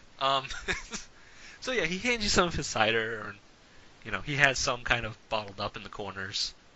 And he's got like kegs of it, and whatever. So he hands you some cider, and you taste it. It's delicious. He's delicious because cider is excellent. Awesome. And he's not date raping me, right? Nope. He's You could have rolled a perception check before you drank. Yeah, you have to roll a perception check. No, he's not date raping you. Okay, cool. Let's do D20, see if you've been raped. A matter of fact, everyone take a perception check real quick. Including us? No, not everyone who's there. Adam's pissed at us, Manfred. We're not pissed Why, at I you. got a 15. Okay, so Got a you actually 14. notice that he's been spending an awful lot of time like next to Callum, and everything he's showing Callum, and he's kind of got like an arm around Callum half the time, and So he's gay. okay, we can roll with that. We can roll with that. Yeah, he's trying to steal your boyfriend. New marriage proposal idea.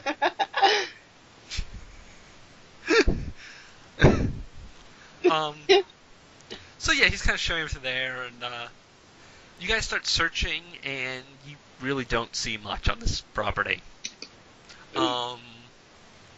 Not much that could be hiding like a magical sword or anything like that. Unless it happened to fall into a geese pond. Yes, unless it happened to fall into a geese pond. With angry geese. Lots of Hey! geese. Hey, Ranger, you're great with pets and animals. How do you think you do to the pet geese? Can I pet them? As you walk up to the geese, it kind of honks at you and starts chasing you and pecking at you, because that's what geese do. Geese are mean. Can I pull some bread and give it to him? Yes, you can. As a matter of fact, the minute you make that suggestion, you see that Vislin is right there with some bread, handing it to you. Kind of giving you a sultry look. Bye. Lord Vislin, do you have anyone who's cares for these geese or these geese won't kill? Oh, he's like, yeah, no. We have a geese wrangler. Do you think he'd mind looking through the pond for me? So, did I tell you guys the Is that time how I you can almost ride got the a... geese? Did I tell you the time I almost got a job as the duck wrangler at the Peabody? No. Almost I got don't a think job we as need the- a digression. Yeah, so there we go. Yeah, so you want to take a look in the pond, and you see the goose wrangler comes out and just kind of makes some noises and this and other thing, and then the geese kind of follow him out of the pond and into their pens. And he kind of goes, yes, you're free to search anywhere you want around the pond. Oh, time to get a wading. I'm gonna go wading in there. All right, as you guys do that, I'm gonna go back to Sir Kay's land. Okay, just FYI, I just like dived in. Yeah, no, I figured you just in it. Cool. So, Silvanus and the Gnome are searching around Kay's land. What do you guys want to do? I'm gonna cast Detect Magic. As you do detect magic, you detect multiple items of magic around you, most of which are from Sir Kay's manor. I'm looking towards the field. Okay, as you look towards the field, you don't detect anything within the detect magic's range. However, Sir Kay has a lot of land. 4 miles worth of land. Manfred sighs. Now, You only Starts charge one. 50 gold? now you know why Callum hired gypsies. Why did Callum hire gypsies? Because there's a lot of land out there. Oh. Well, Manfred looks at the 15. Who's the leader of the 15 that came with us? You see a guy with some extra splendid armor, and you assume he's the leader. I say, hey, is there any chance you're going to help us? And they said, well, do you have any place you want us to look? I want you guys to put yourself in a line and just start walking until one of you stubs your toe on something. They kind of roll their eyes and they start doing that. Exactly what you say, through one of the fields. And Silvanus? Yep. Do whatever the hell you want. And then I start walking. Oh, I'm gonna keep an eye on you, my dear fellow. What, do you think I'm going to steal some corn? Jesus Christ. No, I'm worried that one of the men-at-arms might try to attack you. Oh, Wouldn't want you to please. die. I handled you pretty well. I think I'll be able to deal with one of these guys. You wound me. Suddenly he's become grumpy, too. Not just depressed, but also grumpy. The gnome? Yeah. Anyways, just- so you guys keep walking through the fields, and you're walking through the fields, and you're walking through the fields. You're not detecting anything. The only thing that Manfred has detected so far has been magic items back in the manor.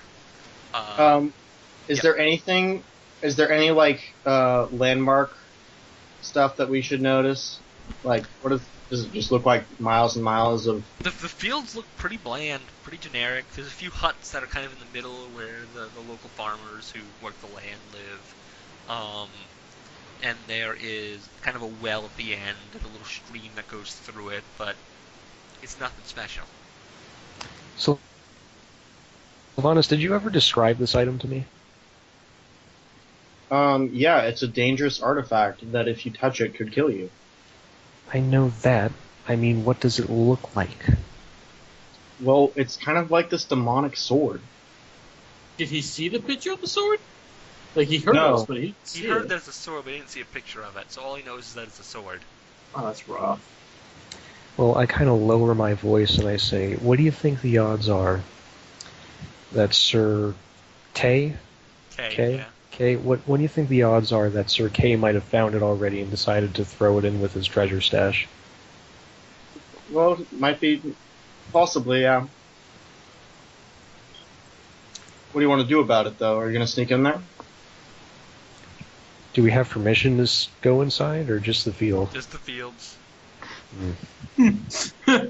Has the gnome recovered his bravery? For 10 extra gold, I'm sure you wouldn't mind looking inside, would you? 10? Really? 15. I feel kind of bad for roasting you, so I guess I'll do 10.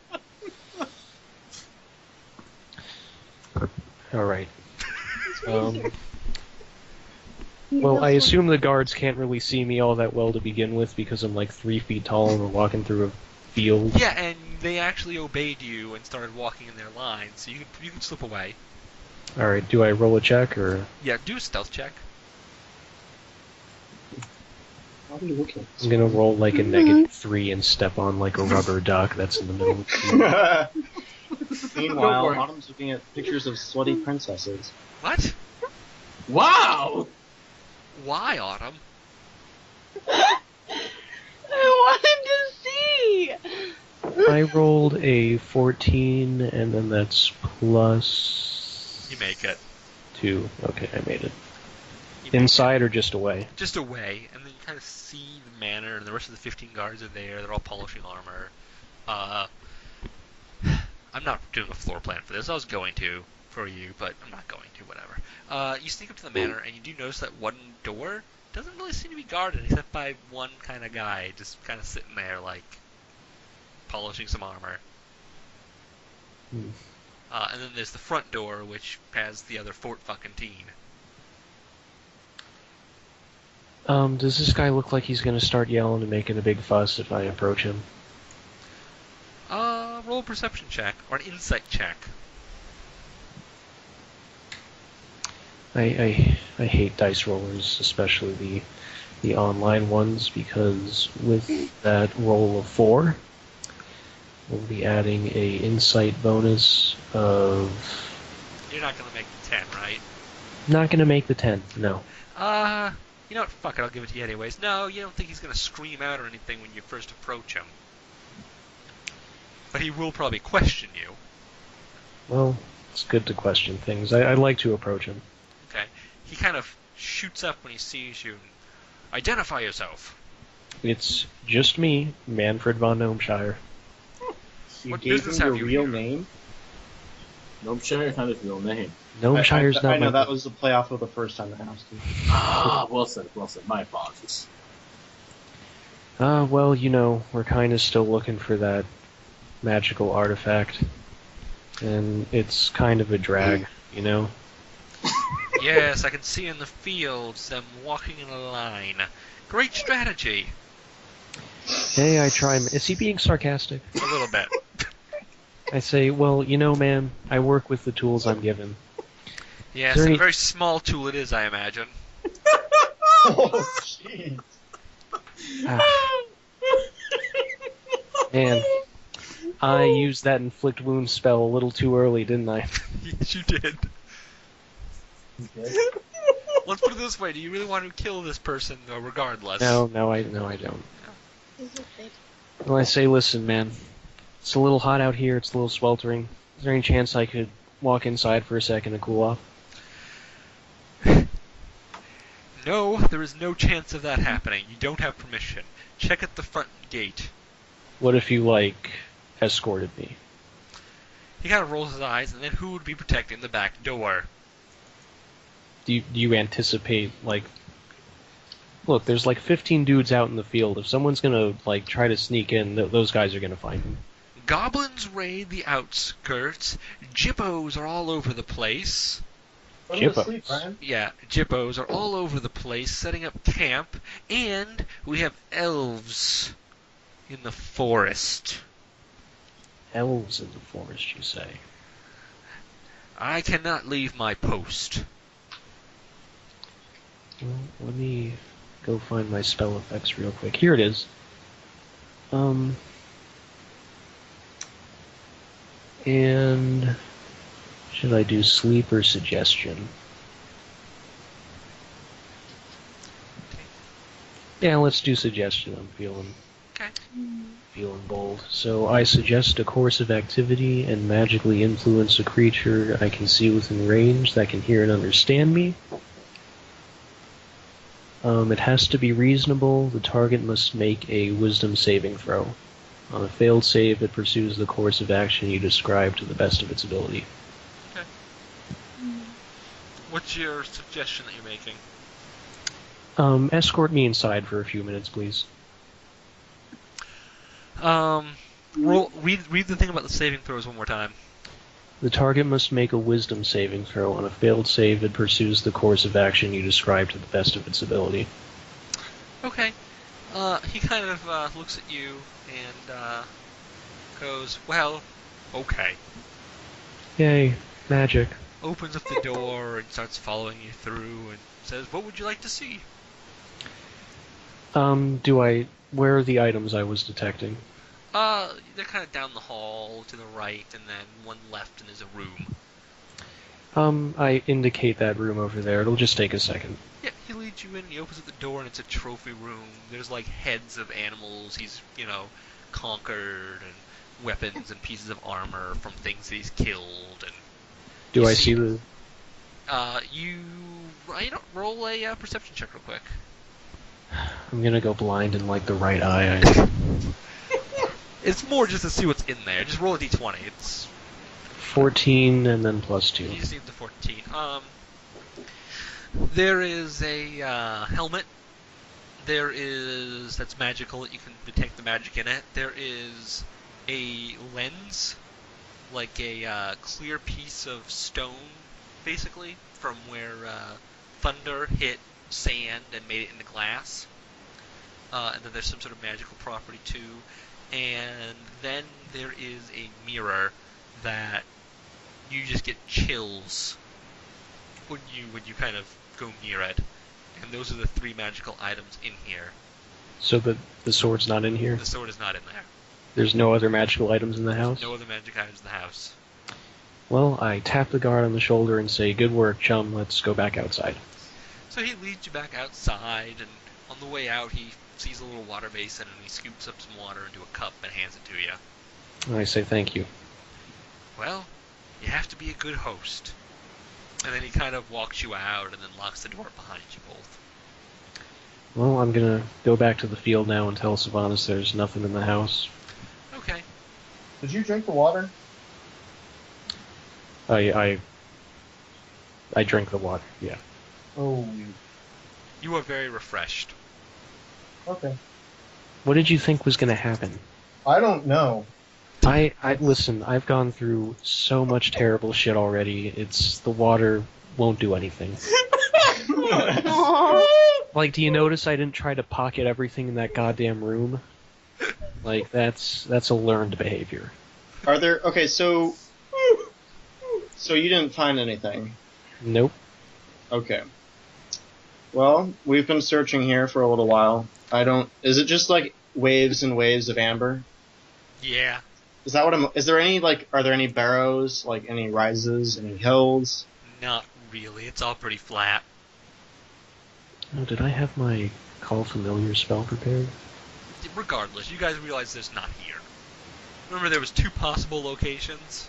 Yeah, so it's clearly in the pond. Yeah, clearly in the pond. Well, at least we learned something. I know. I turn to... Where is it? I'm like right behind you. Yeah. I'm looking for my spells. Are you gonna inflict wounds on me? No, I'm not gonna inflict wounds on you. He was thinking of writing you down and stabbing you. That was earlier. I think we made amends. So far. What are the guards doing right now? Some of them are looking at you, and some of them are kind of combing the field still, but they're all kind of winding down and now kind of looking to you guys. Do any of them look particularly stupid? No, they're all in armor and helmets, and you can't tell. Okay. I go up to one that looks like he isn't, like, too bright, at least as far as I can tell, if I can tell anything at all by the way that their helmets move, which I roll a can't. perception check. You roll a I- 21. One of them has their helmet on backwards. Okay, here we go. 12. Yeah, you see one and you're like, man, that guy looks like a fucking dumbass. Alright, I approach him and attempt to persuade him to tell me who they were preparing to attack. Or like what they were getting ready for. Not attack, who they were getting ready for. What's the check? It's like a persuasion. Oh, no, what I'm saying is, what do I, like, you're doing a spell at persuasion, right? No, I'm just persuading him with my words. Oh. Well, tell me how you persuade him, sir. Like, described to you in roleplay? Yeah, roleplay it out. What are you saying to him? Do it. I say, oh, hello, good chap. Listen, I saw you fellows were polishing your swords, and I couldn't help but admire your fine swords and armor, and I was wondering who the devil could be so stupid to oppose Sir Kay? I mean, what are they thinking? Two-time national debate champion, right there, friends. I don't know what to think of that response. Sorry, I've been waiting for like 3 sessions to say that. Yeah, he kind of looks at you, and you suddenly realize that looks can be deceptive. So he's smart? Yeah. And he goes, listen, man, I can't talk about my lord's business. You should know that. You're a lord. How would you feel if your men-at-arms were talking shop behind your back? Can I roll for persuasion? Sure. Okay. Oh, that didn't go so well. Yeah. 13. Yeah, that didn't go so well. If you want to keep trying to get it out of him, you can. No, at this point, I'll look suddenly very startled and clasp at my belt, and I'm very confused. I say, what? No, I had it right here. And I start patting myself down, and then all of a sudden I turn and glare at the gnome, and I say, he stole it from me. Manfred just kind of looks at the guy and says, do you really think I would steal from this clown? They look at you, they notice you're very depressed, and roll a deception check, Gilbert. Okay. Matter of fact, both of you, you roll a deception check, and Ryan, you roll a persuasion check. 19. Oh, shit. I rolled a 5. They're like, look, that little son of a bitch wouldn't fuck with you. Plus, you're friends. Come on. Oh, you know what? You're right. Nope, I found it right here. He didn't steal anything. Sir, apologies. perhaps you should leave. You know what? I think that's a great idea. Just so you know, Fellows, enjoy Gilbert. your day. Here, each of you have a copper. Okay, they all kind of happily take the copper and smile at you. How many guys? Hold on. How many guys are there? 15. 15 copper. And you paid me 15 gold. Yeah. No, I didn't pay you anything. You didn't find the sword. Wow. Damn! You said you were gonna pay him just to go in there, and it was 10. That's what I said? Yeah. Oh, I must have forgotten. Yeah, I'll pay you as soon as I get to the bank. I need the money now. Oh, well, that's a bit of a rough business, see, because I don't have the money on me. So here's 2 coppers, and I'll get the rest to you later. Okay. You're going down his list. Just so you guys know, for the record, since a lot of what you're gonna do is gonna be based around this town, Uh-huh. I have each one of your names written here, your characters' names, and you guys earn reputation with your actions. Yeah. Gilbert, you're at -2. That's what am fine. I at? What am I at? What am I at? Gnome is actually at 1. What am I at? The Cleric's at 4. What am I at? You're at 2. Yes. What's Hold on, what's- she killed a child. Yeah, but they didn't know that. It was not a child. I saved the town.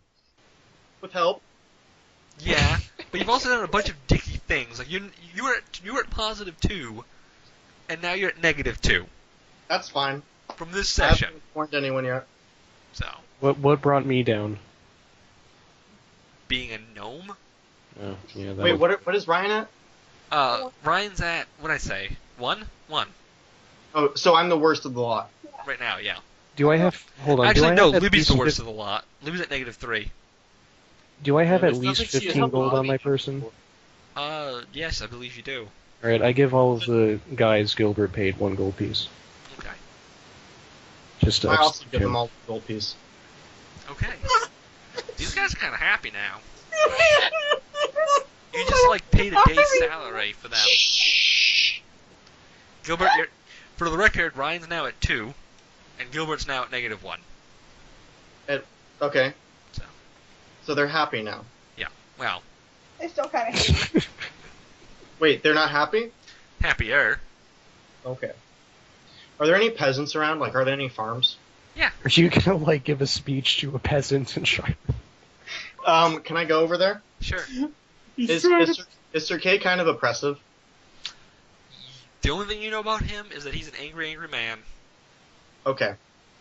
Okay, so I go to the nearest peasant, right? Mhm. And knock on the door. Okay, he's out in the field working. It's the middle of the fucking day. Okay. I forget these peasant lives. They're so different than my own. -2. No, look, I love- it says it's my flaw that I think everyone's beneath me. No, I love this character, Josh. I think you're doing fantastic. No, I'm not saying that. I just, beneath you doesn't mean like literally they're bugs. It means they're That's beneath you. your thing. No, I think it's fantastic the way he's doing But it. keep going. I hope Dave knows what I'm about to do. So I walk up to the peasant and I ask him how his day is going. The present size is just working. What's your name? God damn it.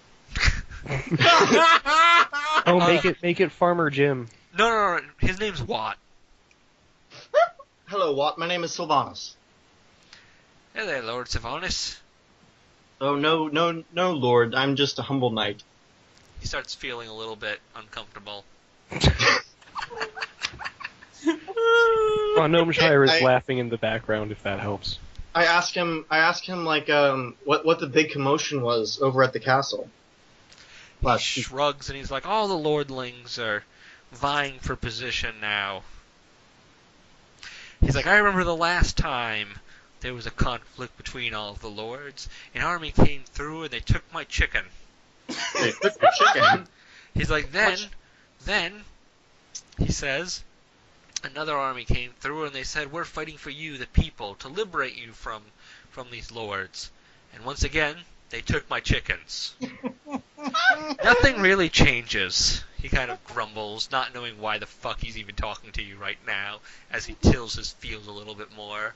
He's like, regardless of who's in charge, someone else always comes along and steals my chickens. Did you ever get those chickens replaced? He's like, well, the wizard came by one day and replaced them one time, but he can only do so much. He's only one man. It's true, and he's very sick now, isn't he? The wizard's sick? Yeah, he is. When did this happen? Oh, he got sick defending the town from the dragon. There was a dragon? There was. You didn't see it? Manfred starts chanting, backpedal, backpedal, backpedal in the background. No, I was hiding in the root cellar. Oh, well, then you missed quite a lot, my dear friend. So, God, what year is it? so here's the deal. The wizard is quite sick, but his apprentice, if you'll remember him, is not. And he's actually the heir to House Constantine, who I am now a vassal of. Wait, you mean the little golden-haired boy that used to play in the fields? He's quite a nice kid, isn't he? He is adorable. I tried to set my daughter up with him once, and then he kind of points over to this just really warty-looking girl. Oh, how sad that it did not work out, my dear fellow. I kind of Very, had very sad. Roll a deception check. Shut up. So I ask him how much chicken costs. How the fuck do I know what a chicken costs? I ask him how much They cost about a silver. Yeah, they cost about a silver for a chicken. Okay. Go with that. I say, here are 3 silvers. I am so sorry to hear about your troubles, but hopefully Calum of House Constantine can fix all your troubles. He kind of Oh, thank you. 3 silver. And then he kind of looks at you and... I And- appreciate this. This is buying more chickens. Yes, I'm afraid there's going to be quite a lot of fighting in the near future. So I hope you build up, you save those, and don't buy any chickens just yet. You see, I saw Sir Kay preparing for something, and I'm not quite sure what it is. Awesome. Okay, so... What does he say? I don't know what the Lord's planning, but I'll keep this gold, I'll stash it away, or this silver, and stash it away. Okay, cool. There you go. And then he kind of keeps tilling his field, and then looks over at you like, why the fuck are you still standing here? I turn to the gnome and I kind of pat him on the head and I walk back to my horse, feeling a little better inside. Okay. Are you guys going to go over to Sir Vislin's land now? Yeah. We're gonna I mean, sure, why not? Okay. I mean, I haven't told the gnome about the details yet. All I told him was that there's this demonic sword that you're not supposed to touch. Presumably you're going to tell him, well, maybe it's at Vislin's farm now. Yeah, Right over there. I told him there's 2 locations. So, as you ride there, you notice that Callum's kind of sitting on the bank of a pond. It's a nice blue-looking pond. You see the Cleric is kind of wading through it. And then, from underneath of the water, you see Nina kind of come out of the water, flick her hair around, and God damn. she's kind of watching. And this is why Callum is not looking. Is Keelan looking? No, I mean, he's looking at her. Yeah. He's not helping with the search. He's not really helping the search. He's kind of like, I walk up to him and I say, admiring the view. What? What? No, I don't know. What are you talking about? And his face just turns bright red. I kind of sneer. Why do you sneer? This is the head of your fucking house. Like, this is your our boss, house, Gilbert. Our house. It's like a small sneer, so like, you know. Like a snicker? Yeah, like a friendly little sneer. Oh, okay.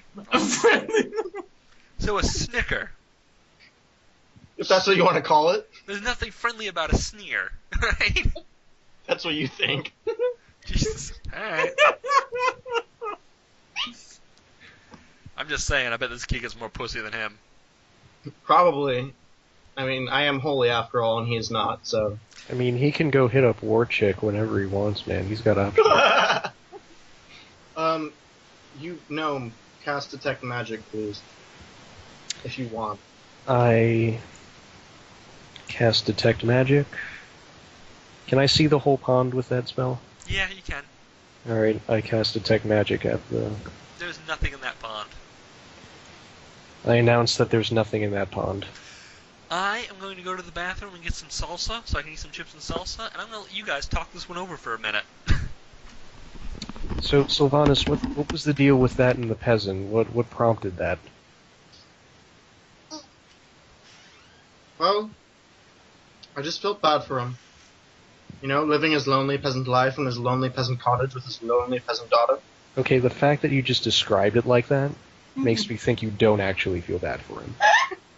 Oh, I do, you see. We're just so far removed from them, is all. It's sometimes hard for me to understand. Do you think maybe if you stopped calling them peasants every, 10 seconds, it would be easier for them to, I don't know, relate, find you likable? What are you talking about? They love me. You know what, That Silvanus? point, You're Guys. absolutely right. it's They at that adore point you. that I walk up and laugh and be like, yeah, sure they do. What are you No, talking no. about? You're absolutely right, Silvanus. There is no one the peasants like more than you. Flattery does not become you, dear Gnomeshire. I make no flattery. I speak only simple truth. And see that you do. Yes. Yes, you can.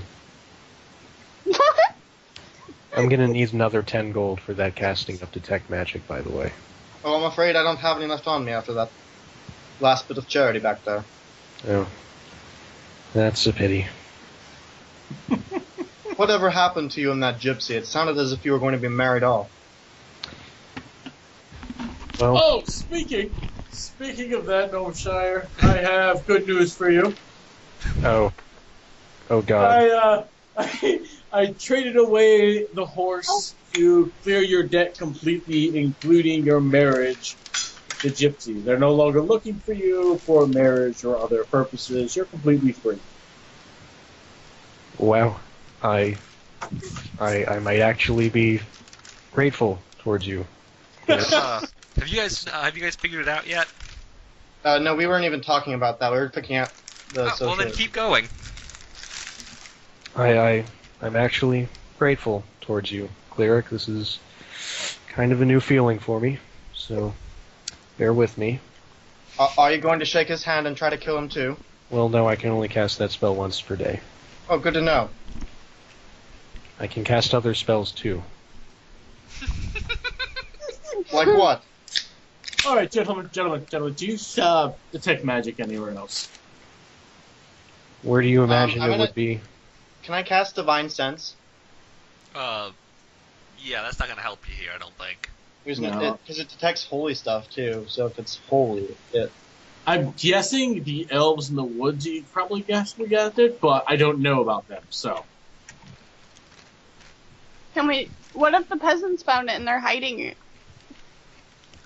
They would do that, wouldn't they? I don't know, Silvanus, maybe you could go house to house giving silvers out to each and every peasant you encounter, and then maybe they'll tell you where the magic sword is. Look, man, I'm not made of silvers and gold, despite my appearances and name. Despite it. Right. Meanwhile, Callum's still, staring at the wood elf. Yeah, Trying not because to your be clothes obvious are about it. completely soaked. I want to know what he meant earlier by calling me usually the big champion. What did you say, Gilbert? That's not important. Look, it's so pretty. Oh, you should put that up. Gnome Free, do you sense any magical items? You think I out should make that? Did you just call me Gnome Freed? there? Even the daftest of people can pronounce Gnomeshire. Yeah, Silvanus can. Silvanus Oh. didn't get you out of an arranged marriage. But I saved his awesome goblin of 3.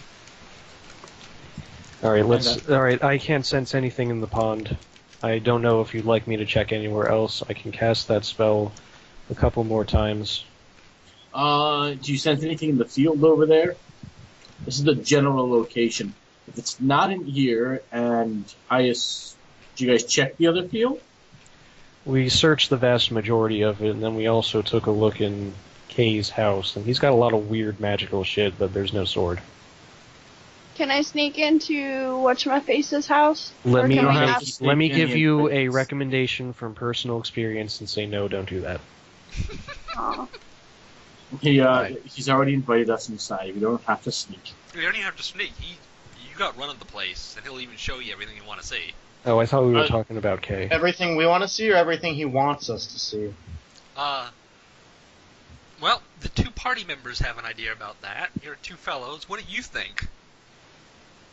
Oh, I think he'll show the wood elf a lot more at this point in time than she wants to see. No, I don't want to see that. No. How uncouth. Yeah. And the wood elf thinks that he'll show Callum. Camlin? Oh, I was chewing while I was talking. is there any other kind of local groups who go through this place regularly who could have picked up Guys, it? guys, stop and think for a moment. I gave you all the information you need to figure this one out. Alright. Let's start putting it together. How did you come by these 2 places? The 2 Gypsies. properties, Gypsies took it. right? They were on scrolls. Old scrolls. Mm-hmm. Mm-hmm. Manfred doesn't know any of this, so I'm just going to stick by it. Yeah. I mean, let's work it out of character. I was trying not to be obvious. If you guys don't get it in a few minutes, I'll be a little bit more obvious about it. But let's try to work this out now. What do you know about the situation so far? You know the sword was lost, and you know that scrolls reported that the lost location is either on ancient scrolls, mind you, like old scrolls, so that it's either on one of these 2 properties. right? Mm-hmm. Well, what's been going on recently? A fight? And Knolls? particularly with this property. Vislin's property? Yeah. It got... Oh. It's pretty obvious now, isn't it, Gilbert? Yeah, well, let's go check out, Sir... Oh, shit. Sir Parthax. Yeah. Silvanus gets it. Bright light appears. Yeah. The property just got halved recently. No, it's some girls in the kitchen are burning stuff. Are you fucking kidding me? No. Some girls in the kitchen are burning stuff. I tell Vislin to go check his smoke alarm. Why is the window not closed? This one's not. Oh, can you shut it? Yeah. Dorm life, everybody. Dorm life. Gnome life. Alright, are we gonna go ransack this guy's property next? That's highly inadvisable. He is a noble of significant status in the other Not nobles. literally ransack Candlenight. Let's That's also a bad idea. I say I challenge him to single combat in the name of Vislin, and then I kill him and take his men-at-arms. I don't think that's how men-at-arms work. Gonna go out on a limb. That's exactly how they work. You know what, Silvanus? You're absolutely right. I'm glad you got it. But I'm gonna have to suggest that we talk to Parthenax before we go challenging him to duels. Or I could challenge him to a single duel, and that would divert attention away from you while you ransack this place. Okay, I wasn't suggesting we literally ransack his home. I was suggesting we just go search the area using colorful vocabulary. That's highly unbelievable. When you've been through, I've been through. It sounds like you just ran out on your wedding, and that caused you a whole bunch of ilk. Oh, you heard that story, huh? That's Callum speaking. Yeah, it sounds like our little friend here was, a little unfond of the bedchamber than it was of the sword. Those gypsies are weird people, he says. I have 15 dogs. You got more dogs! You only had 7 the other day! Yeah, I did. I did get more the other day, too.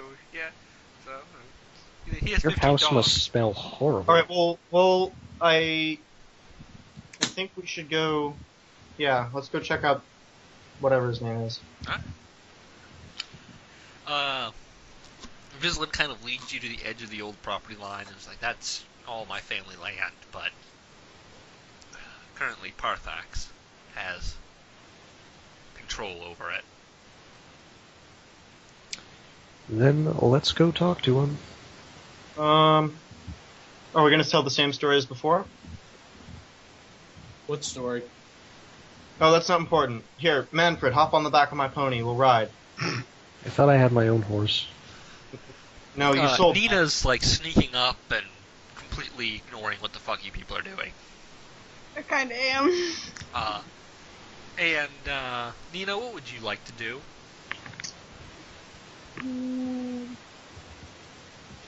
Can I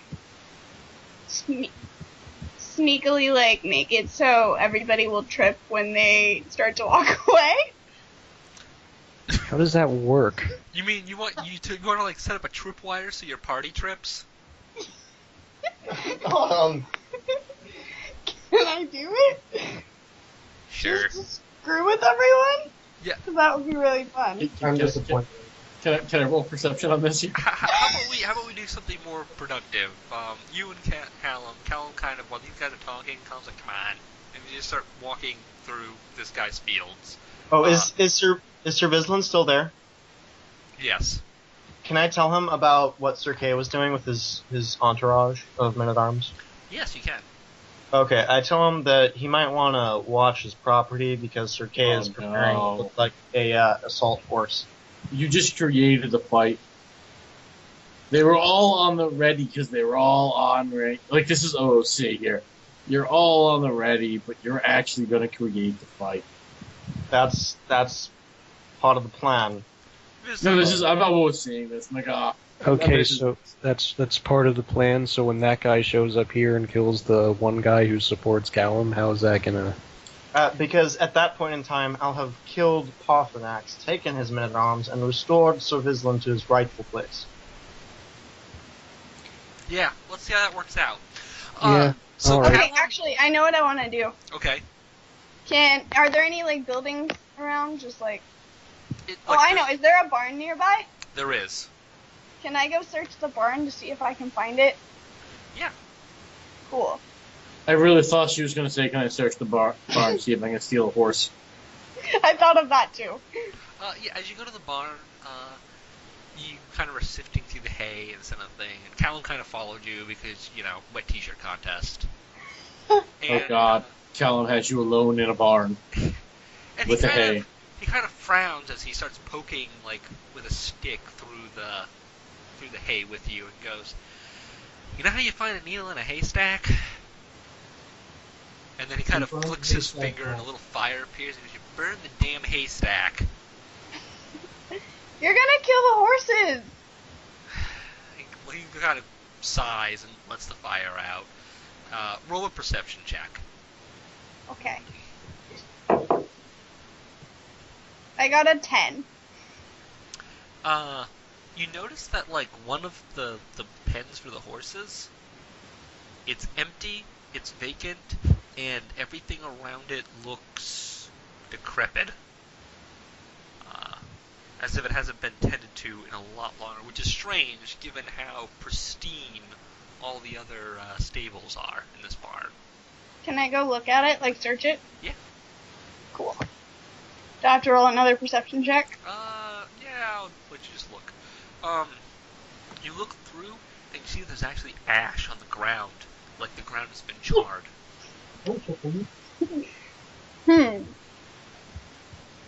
Is there, like... Let's see. Is there anything that looks like, that's... Like it's not part of the dirt, but it used to be there, but it got burnt? You can see debris from maybe hay or maybe some wood splinters or chips and things of that nature, but it's all burned in dirt. Are there any magical buttons I can push that aren't there, that you can't really see without, like, poking around? Roll a perception check. 25. There are no magical buttons, however you do notice that there are words written on one of the posts. The words are kind of a scribbling, and it is in, it's in common, and it says, plain and simple, my brother's pride.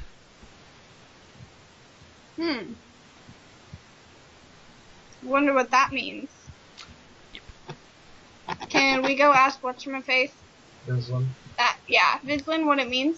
Or, like, if he knows anything about that stall. Yeah, you can go and ask him. Okay.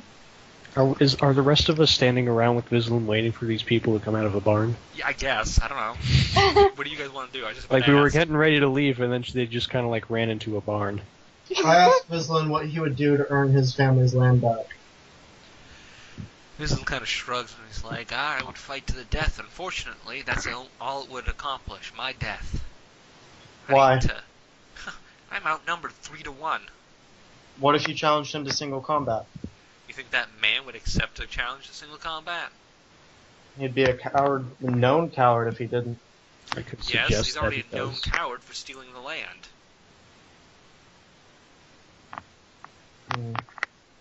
Laundry.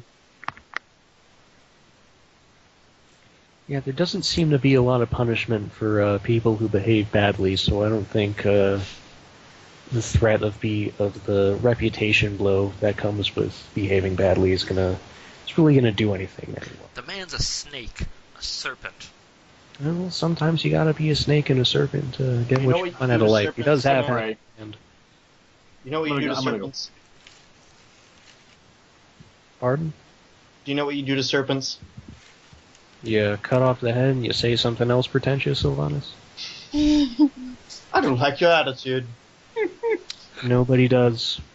Alright, I'm gonna go ride straight towards the manor house. So you're just taking off? Yeah, I'm going towards the manor house. What is the legality of the law of the duel?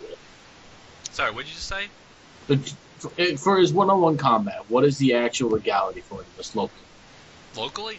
Yeah, In theory, it's either him or his champion. his champion can step forward to fight the battle. Oh my god, we should have Ask him to if do he the champ. has, if there is a champion. Who are you asking? The Vislin? what we were just with. Thank you. Yeah, Vislin. Yeah, Vislin. If his brother has, a Vislin champion. shrugs and says he has to have a champion. There's no way he could have beaten my brother. But I've never seen the man. Do you think there's a chance he poisoned him, or used some other method? I wasn't there. I was in Waterdeep at the time. And he kind of like looks at you and throws up some like Waterdeep gang signs. And it's at that moment that I walk up. Hold on, so your brother lost half the land to that guy in single combat? Correct. And you weren't there to witness it? I was not. Who Is was? that gonna be- Everyone that was with him also perished. I wonder if we Do can you see think that might be a little suspicious? Of course it's suspicious, but what can I do? I don't have the support to take back my land. Now Did you write do. a letter to But the when did this happen? Illegally, if we can This prove- happened about 6 months ago, aka If when the- the dragon first fell sick. God if damn the it, duel that was dragon. Oh, son of a bitch. If the duel was proven to be done illegally, using trickery, would that revert the lands back to Breslin? Yes, it would. How about No, we there's build no one this- here to enforce that, man. The dragon's sick, everyone's No, at each other's it's not throat. true. We have all of the nobles. Either way, there's a law to this kind of thing. Nobles get angry, and either way, we have hundreds of clerics and thousands of paladins. Literally I don't know he's if we at have the door at this point. thousands, but No. I said we have hundreds, and maybe thousands. okay. Alright. We have who all are servants of the law on both sides. If we prove this, no one's going to be willing to let him stand. So It means to- basically, we, a bunch of foreigners, are going to lead a foreign occupation force to enforce the law of All this we're land going we to don't do- live in. All we're going to do is check the body and see if we see anything suspicious, and we'll go from there. That's it. One step in the plan. You can detect magic, I'll check the body. While you guys are talking, Silvanus is right at the front gate of this little keep. Oh, God, we gotta put a bell on that guy. Wait, I asked the Vislin about the stable. He just kind of looks weird and goes, I don't know about that stable. We had a paladin come through and use it for a time. What's wrong with the stable, Nina? Yeah, what about the stable? There's a burnt up stable that hasn't been, burnt up pen inside the stable that hasn't been fixed up in forever. And the ground is all scorched, whereas all the other pens are pristine and flawless. And it has writing on it that says, what was it? My My brother's brother's pride. pride. Turn to Breslin and raise an eyebrow there. Do you know anything about this? And he said, he kind of shrugs and says, I said, a paladin used that very frequently here. Who? What paladin? What was his name? Was his name Silvanus? Was he kind of an asshole? What does he look like? No. His name was, Corinth. Corinth Amblecrown. What? Okay, well, too late for me to hear that. Yep. And where is Corinth Amblecrown presently? Yeah, I don't know. I lost track of him when my land was taken. How long ago did you lose track of him, would you say? Last time I saw him was the last time I was in town before my brother died, which was maybe a year or two ago. A year or two ago. Okay. How And about we you go haven't check been in this- there recently? Why would I have been in there? Someone else took my property. Like, that's someone else's property. Oh, that barn is Parthenax's or whatever the hell his name is? Yeah. I was on the other side of the property line. Like, that Oh. used to be his property, and then was taken 6 months ago. Well, goddamn. I got a +5 to investigation. You want me to take a look at it? Yes, please. Before he can do that, I take out my lance and I bash it against my shield and cry, "Sir Parthenax, you coward, come out and face me as the laws demand." You see Sir Parthenax kind of come out and look down at you and says, "And who are you to challenge me?" The champion of Sir Vislin, Sir Silvanus Amblecrown von Karstein. Von Karstein. The name rings hollow. As does your honor.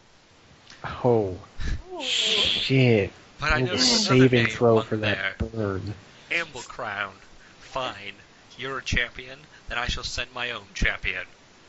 He will meet you in few minutes. And then he kind of waves his hand and leaves the battlement. You wait patiently for several minutes, and then you hear the creaking of the gate as it opens. Behind the gate, you see a man in black armor with the Amblecrown signet upon his breast. I know that breast. It is your cousin. Because you slept with him? It is your cousin, with the sign of faith upon his shield. He takes off his helmet and stares at you from his fiery steed. His face, nothing but a skull. Oh my god, he's an anti-paladin. Silvanus, why didn't you tell me you had a relative who was actually cool? Jesus. Oh, He looks foreign. He looks down at you, and he says, "Why, cousin, it's been a long time." So he's a creepy old guy? No, I'm trying to do the voice Oh. from, like, Skeletor, but I can't do it because my throat's sore. Me. He-Man! Oh, yeah, you're Silvanus- going for like the... Oh. Yeah, like So old Lana's school kind of Skeletor. like gapes and is like not sure what to say, but because his cousin wasn't like this the last time he saw him. His cousin had a face last time, so Roll Yeah. roll initiative, and you have disadvantage for being surprised. yeah, You're so shocked that you have disadvantage.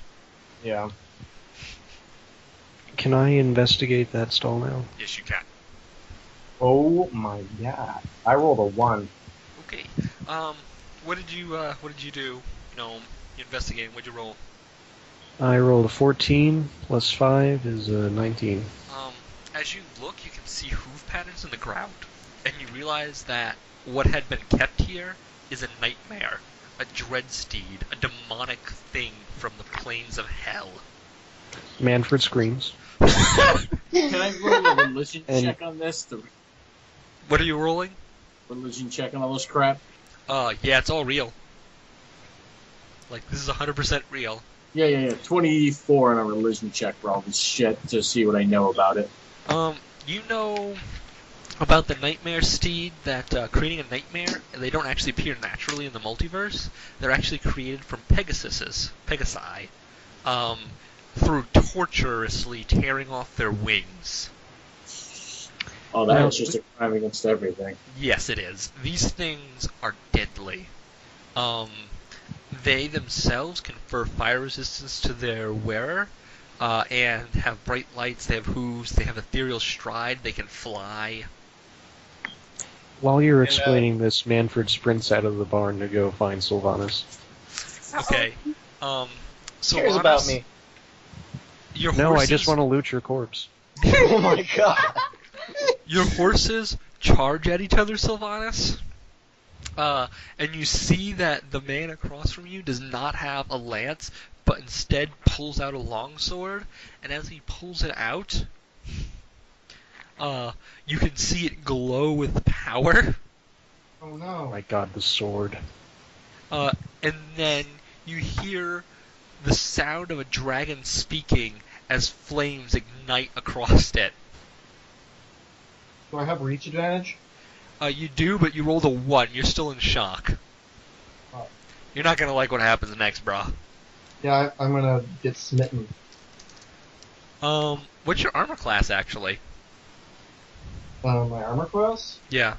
20. 20? Okay. His longsword melee attack gets plus 11 to hit. Oh. This is the level 17 version of him. I have a smaller version that's gonna level with you guys as a villain. Good thing I have a backup character. Yeah. So I have him at less. He does plus 5. So he actually only hits you once. Because this guy, good. he's only doing plus Just 5 once. now. So he only actually hits you once with 3 attacks. Oh, just with 3? Oh, okay. Yeah, 3 attacks. He only hit you once though, and okay. he does 1d8 plus 5 slashing damage. Where's my d8? Here it is. That's a d10. That's not a d8. Here's my d8. Okay. Yeah. So he does 13 damage. Did I? Okay. Here's a question. Mhm. Since I was dolorously smitten by Ryan, have I healed at all? Yeah, I'm assuming you've held. Okay, so I'm back up to 19. So he did 13? Yep. Okay. That moment when the badass anti-paladin actually did less damage than you. So... Okay. So what do I got here? Presumably the rest of the party's going to start running in your direction. Can I shoot him? Not yet. Not yet. Oh my god. Can I... Okay, so is it my turn? Yep. Or... Okay. I cast Thunderous Smite on my lance, Okay. and... I don't remember how to do all this. Okay, and I roll... Mhm. Probably not even... Oh, 17. Okay. You actually, well, in theory you don't hit, but I'm going to assume he has less armor since I leveled him down, so I'll let you get a hit off of that. Okay. Ryan, you son of a bitch! What? What happened? I sent him an owl picture. gift. It's so fucking adorable. Oh my god, I gotta get off it. I'm sorry. This I'm sorry. is a serious moment. It is. It's a very serious moment. Oh shit. Okay, so what do I get? So my lance hits with a sound like thunder, audible for 300 feet, and I will. There's so many freaking things for me. Okay, 1d12. Yep, for the lance damage. Okay, do I add +3 or do I add +5? Because at the last in-person session I was at, they told me I couldn't add the proficiency modifier to it. It was only the strength modifier. You add proficiency. You add your attack bonus if you're proficient with that weapon. Okay, so I do add. Okay. Yeah, you do add proficiency. Okay. So I rolled an 8 with the lance, and then with the thunder damage. Yep. That's 2. 8 total with the lance, or 8 plus Yeah. your modifier. 8 plus my modifier just for the lance. Okay. And then, oh really? That was terrible. So, and then 3 for the thunder damage. So 1. So, what? It's magical, it- right?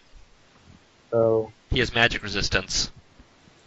yeah. So 1. So 1 damage. And then you have to succeed on a strength saving throw or be pushed 10 feet away from you and knocked prone. Okay.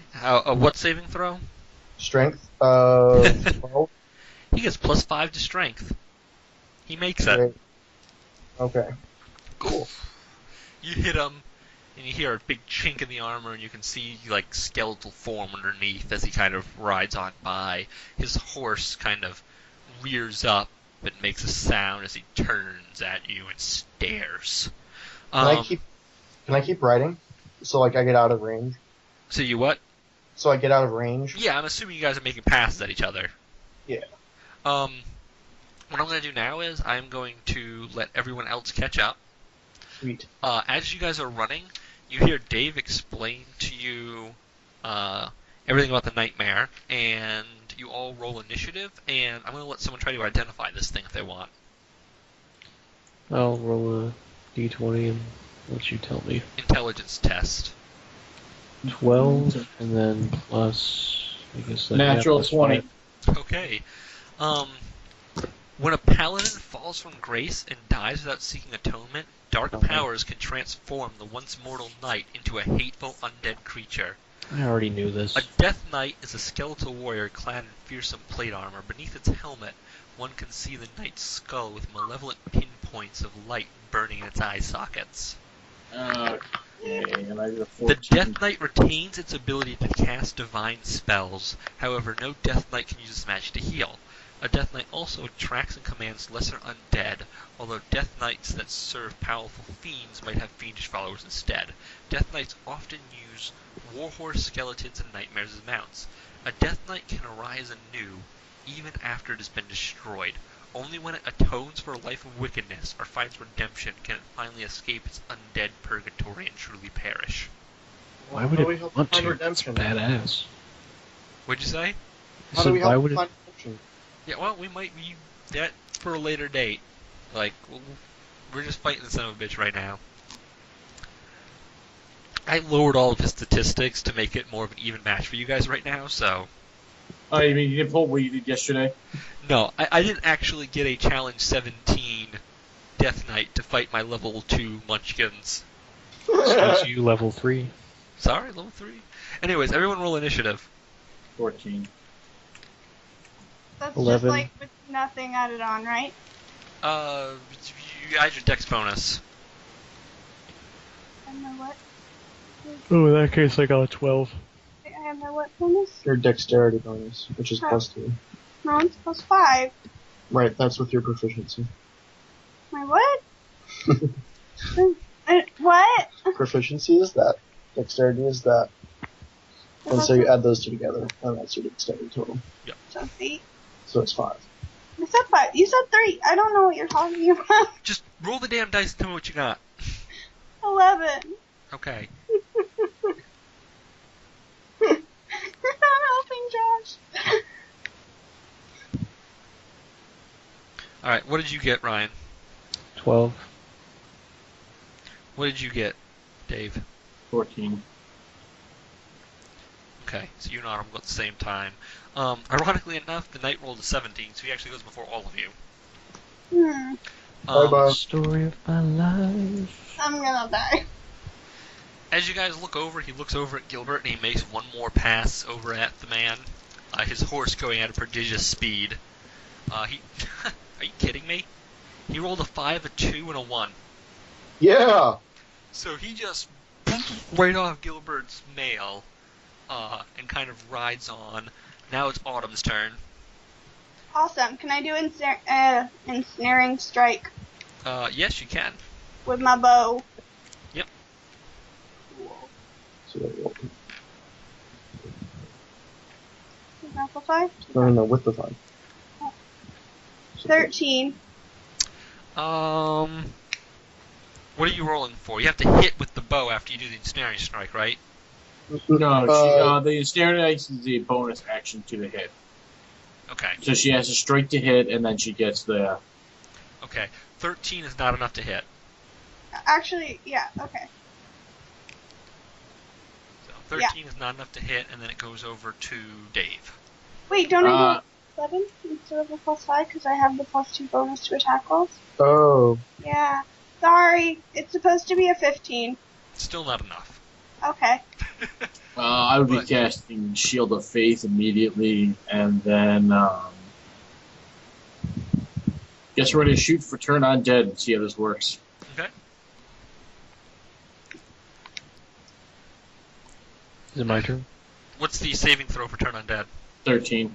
13. Wisdom. I just rolled a 19, and he actually gets Wisdom bonus, so +3. So I rolled a 20. It was worth a shot for the first round. So now we go over to Orion, Manfred Gnomeshire. I call out to Silvanus and ask if he challenged the Death Knight to single combat. I don't hear him. My ears are ringing from the blow I received. Oh, fuck it, I don't care anyway. I guess I'll hit him with an acid splash, so I get him and the mount. Okay. Sylvanas? No, not you, fool! Jesus Christ. You already did that What shit. was that mean? Alright. Do we recognize the crest on this? Yeah, you do, because Silvanus has the same damn crest on him. The horse does not pass, but the horse has a piston of hit points, so... Right. Oh, the Death Knight passed? Yeah, the Death Knight passed. I hate this game. Okay. 1d6.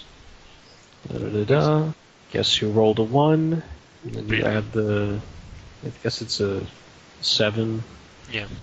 So, 8 damage. You don't add your bonus to it.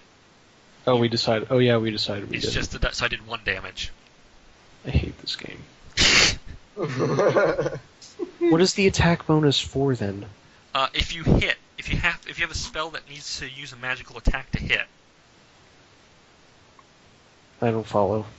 Some only spells, only for spells and not cantrips? Yeah, well, some spells on the spell, it says that you need to roll to hit a magical attack. So you use that bonus to hit a magical attack. Gotcha. And So- then everything else is the save AC. It says, like, number to save, or DC to save. I gotcha. Yeah. So, alright, so you hit. Now we go over to Gilbert's turn. Okay. Well, I'm gonna do the same thing. Okay. I rolled a 25. You hit him. That's a natural 20 plus 5. You hit him. And here's how crit damage works. You roll your damage dice twice. Okay. So he's not affected by magic. No, he takes half damage from the magic aspect. Oh, okay.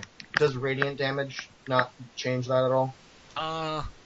In theory, he's not vulnerable to radiant damage, but is it still magic?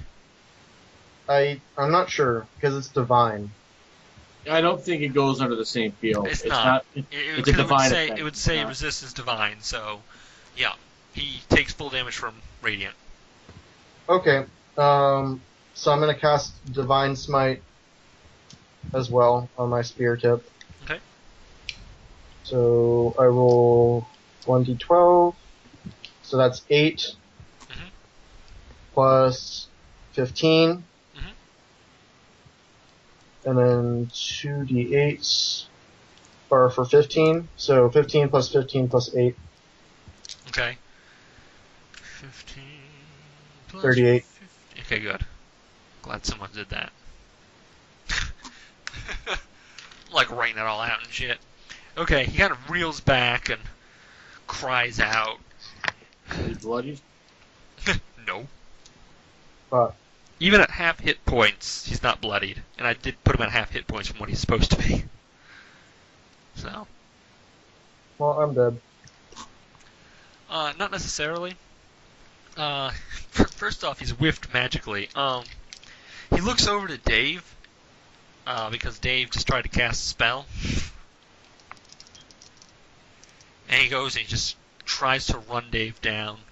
Dave, what's your AC? 21. Is it actually 21, Dave? It is actually 21 with that shield you gave me in the spell. Yep. Okay, with the spell. Oh, hey Adam. Yeah, Is he disengaging me? he is. So I get a reaction? You get a reaction. Okay. Does this mean that I can stab him in the back with my lance? Yes, in theory we're going side to side, so that's how I was counting it, but if you want to be technical, yes, he is disengaging. If I can't win on a technicality, I don't want to play. Alright. Okay, so should I roll? Yeah. Do I roll the attack dice again, or? Yeah, you roll the hit, everything like normal. Okay. Well, I whiff. I rolled a 10, so. Okay. As he goes to Dave, he rolls his attacks, and he does hit Dave once.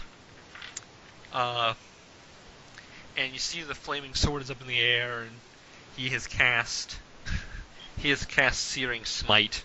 Oh shit. Searing Smite ain't no good. And he rolls his d8, and he gets a 1. So 1 plus 5 is 6, and then d6 flame damage is a 2. You literally just took 8 damage, Dave. My god, better than your god, bitch. That was Manfred pathetic. screams. And now we actually go to Callum's turn. Callum Nice. showed up.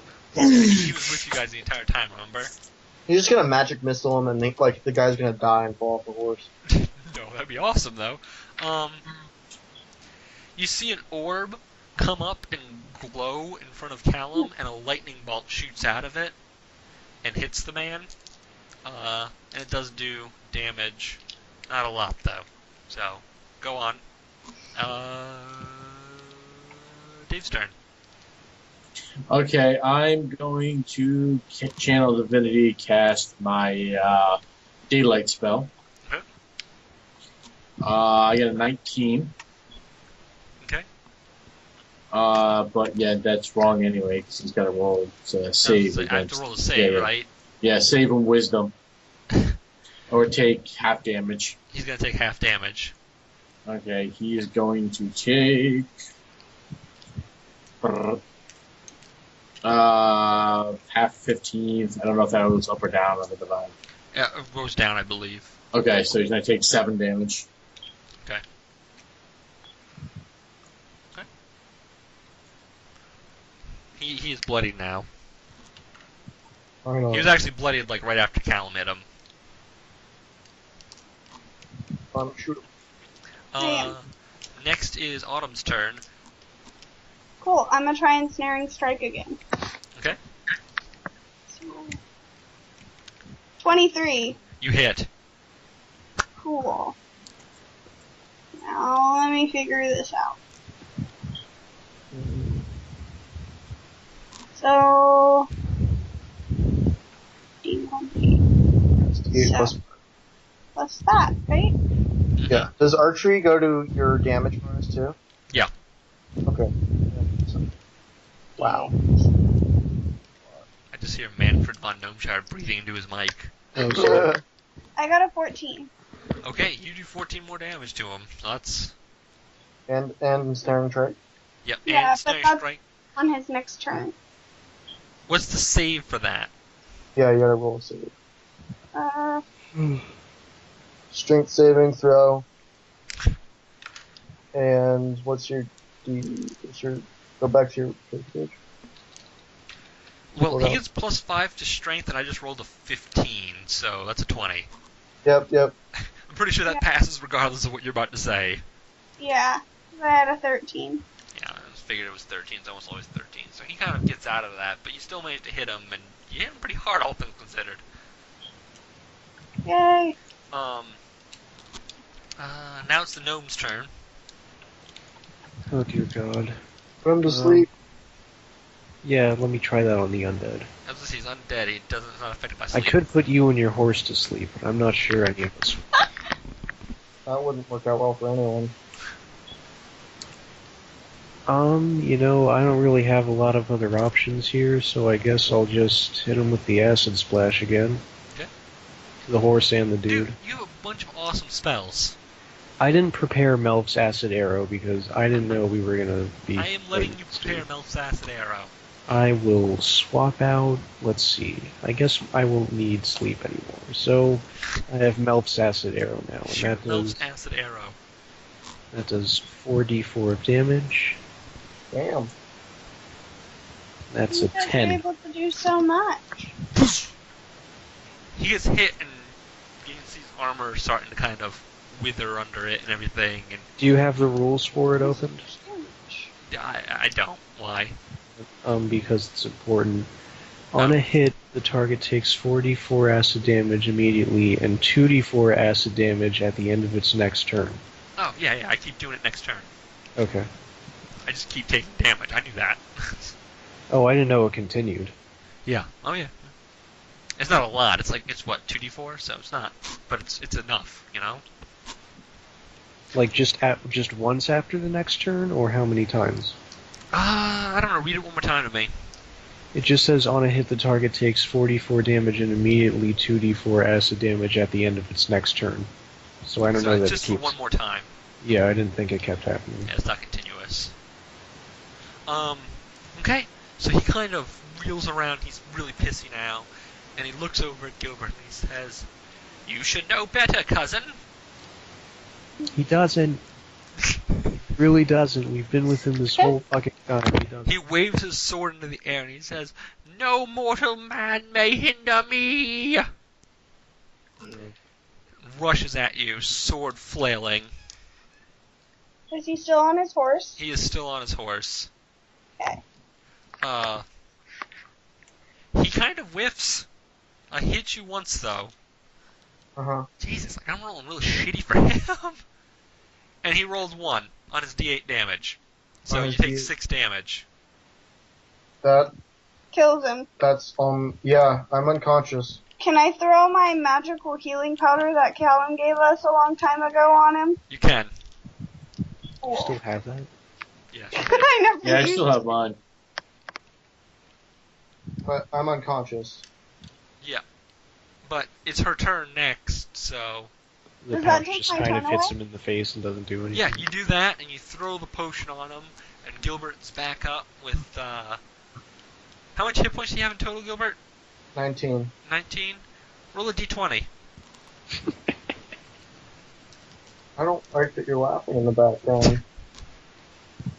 have to put a 0. I'm laughing in anticipation He of got like a the 3. 5. He Yeah, got a yeah. 3. That's why I'm laughing. What did you roll, Gilbert? 3.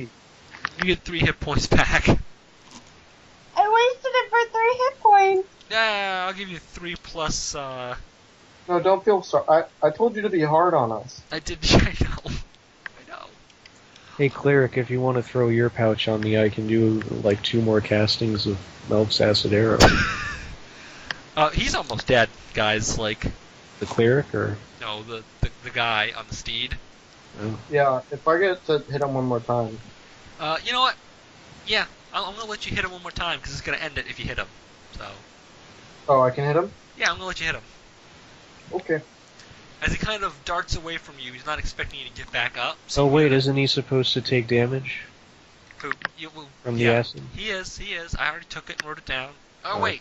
You actually have to roll 2d4. I wrote down 2d... I wrote down 2. Sorry, roll 2d4. So let me see if I kill him. Yeah. I got a 5.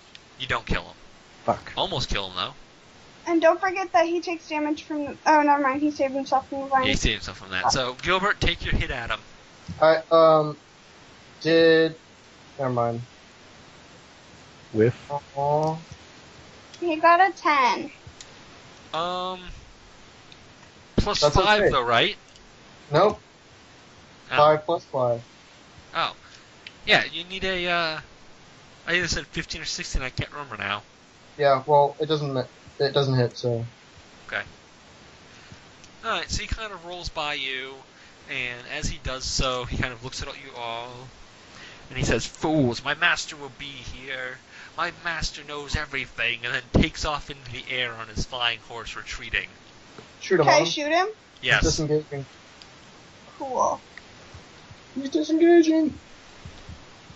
Oh, I got a 10. But you get advantage. Yeah. No, Do I you also get an Oh, attack do of I opportunity? get advantage? Yeah, you also get an attack of opportunity, Gnome. I got a 21 on a spell.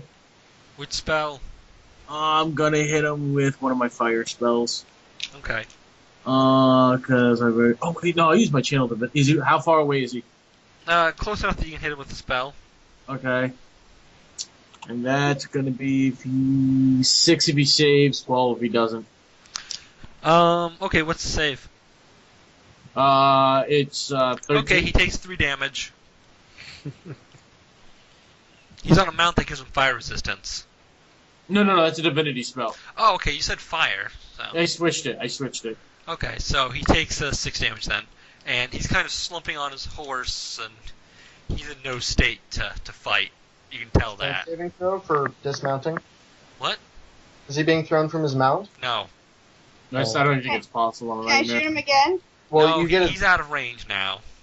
Wait, what about me? The longbow? Oh my god. Yes, you're all out. He's out of range. He flies 60 freaking feet a second. All right. Jesus. He stole the sword. He's my cousin. What's happening? Well, he didn't actually steal a sword. He was using searing smite.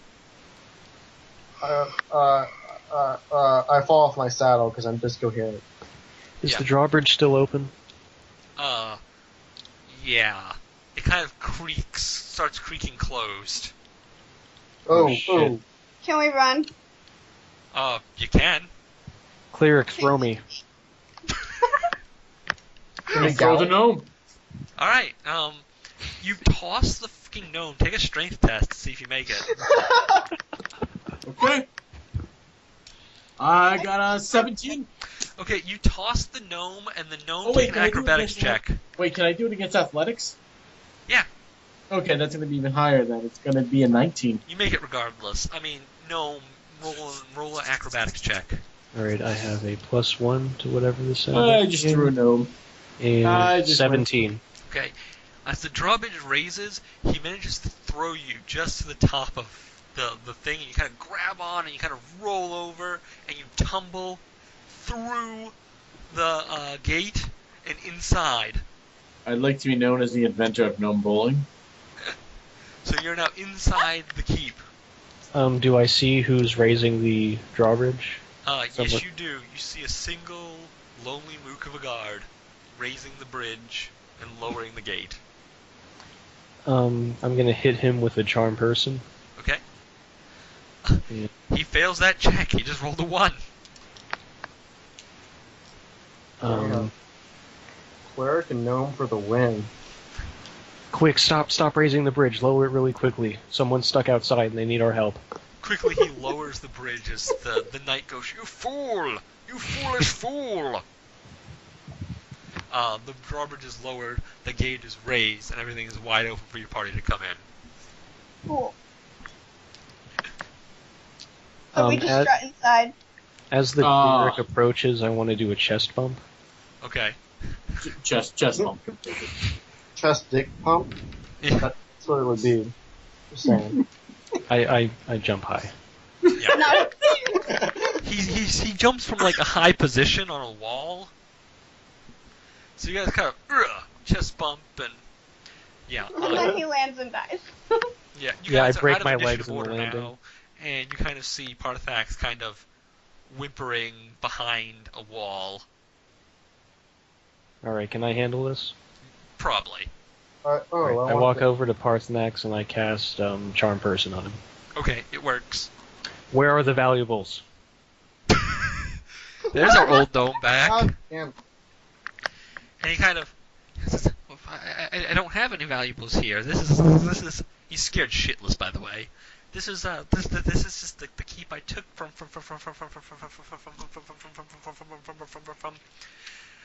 Vizslan. I had to look up the name. I just brain freezed. Is he wearing any jewelry? He has his signet ring on, which would do you no good to take.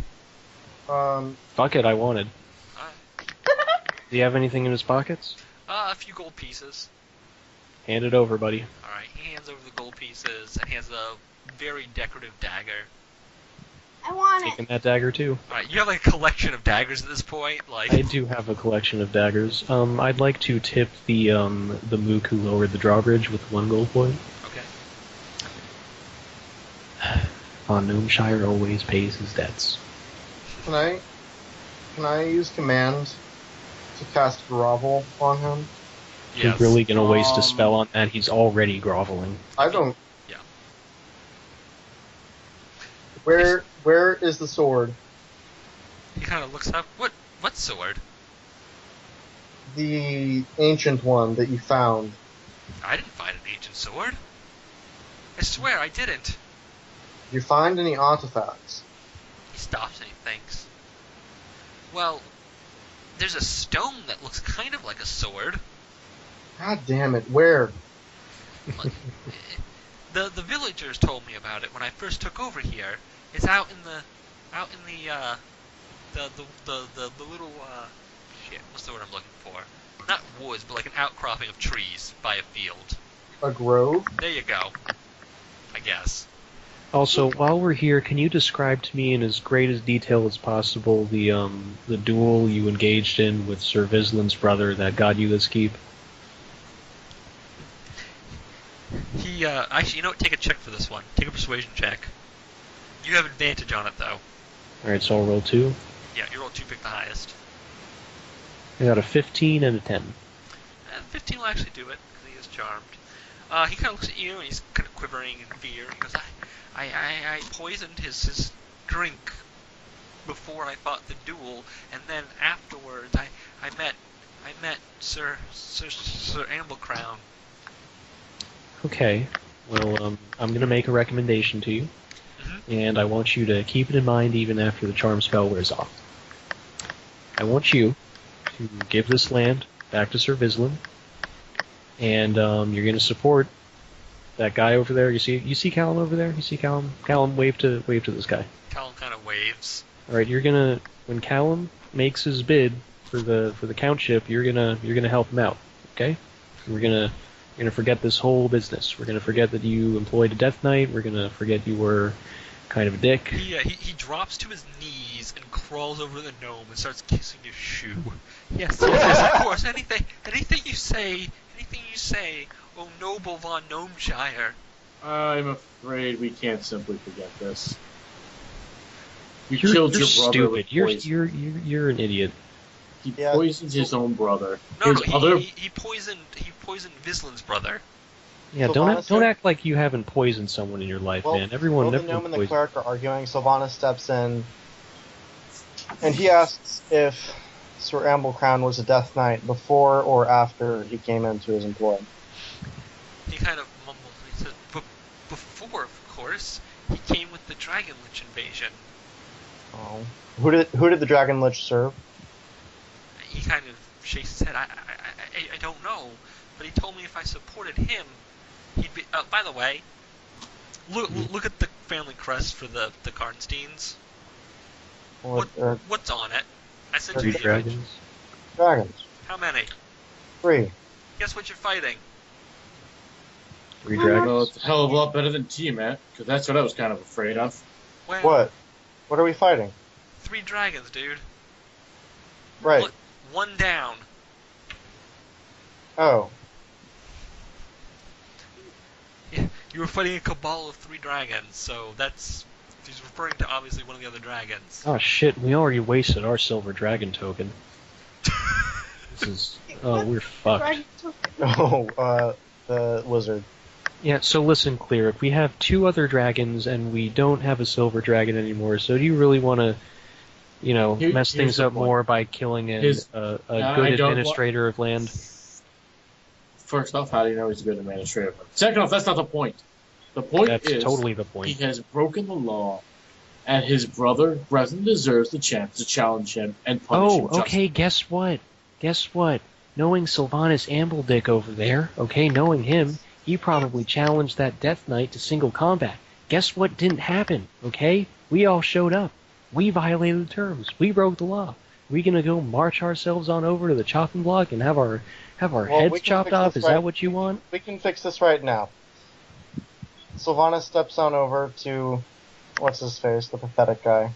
Yeah. And he challenges him to single combat, or the man can decline and simply abdicate all position and noble titles. He kind of looks up at you and says, I will abdicate everything except for my one little hold. Where's your hold? It's the one adjacent to the one that he just took over, basically. No, you're gonna give that to me, or I will kill you right now. But I will already It's have a nowhere hold. near your land. You already have a hold, and you're nobody. But I have a sword, and I can take it. Wow! I still got like 3. I got a bunch of fucking cantrips over here, man. I will waste all of them on you.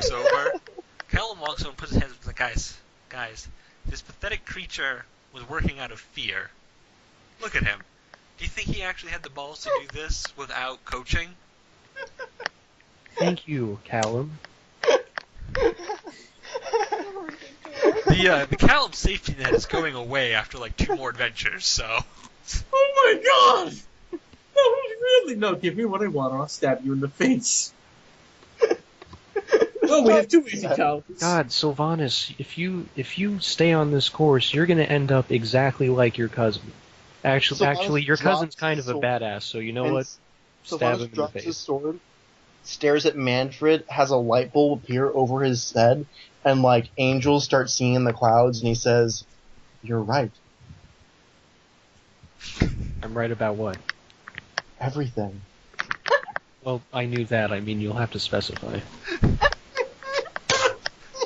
Silvanus just had a life-changing moment where he realized that he might end up as his cousin, and he has to go over and rethink his life. So he goes and sits in the corner. Vislin kind of walks in and pokes his head around and looks and drapes an arm around both Callum and Nina and goes, "So, we got my property back then, huh?" I got your property back, yes. "Thank you, Sir Gnome. Oh, You are a gentleman and a scholar." I take cash and checks and magical artifacts. What? I was the one. And then Callum kind of was like, "Well, let's go get this sword then, huh?" You're in a corner. Yeah, you're meditating in a corner, Ambledick. Yeah, well, I also go out into the field with you guys, but I'm more quiet now because I've had this gigantic life-revealing You're not moment. getting it again? Where are they? They're right inside the fridge in the baggies. Okay, so you guys go out there and you see the trees, and you go through and you see a stone, and you see a cross-like shape coming out made of stone as well. And you all kind of just stare at it. This is what he told you. It said it's a stone shaped like a sword. And it does. It looks like the sword was shoved into the stone, and then around it stone kind of grew, I guess. Magic. Exactly. Callum kind of walks over and puts his hand to where the hilt would be. And then everyone take a perception check. Okay. 13. Did I add anything? I can never remember. Perception, yeah, you add, for you I think it's 5. I Yeah. got Oh an wait, 18. 15. 15. Never mind, 15. Okay, I got an 11. Okay, 15. okay. What did you get, Gnome? 18. 18? As you're all watching Callum, the Gnome kind of notices some soldiers out of the corner of his eye kind of surrounding you all now. Manfred screams, "Oh fuck, soldiers." As you do, you see, you all kind of look around, and you see Kay and his 30 guards standing around in a circle, standing around. Callum doesn't seem to see this, and instead pulls the sword. Rock starts falling off of it, and you see the sword with the dragon hilt, just as it was described, and he kind of pulls it, raises it into the air, says something in Draconic, and the sword lights a fire. You guys are all weapons out, ready for a fight, and suddenly you see all the men-at-arms, and then even Sir Kay kneel. Oh, well, this is kind of lame. Oh, so this is the story of King Arthur.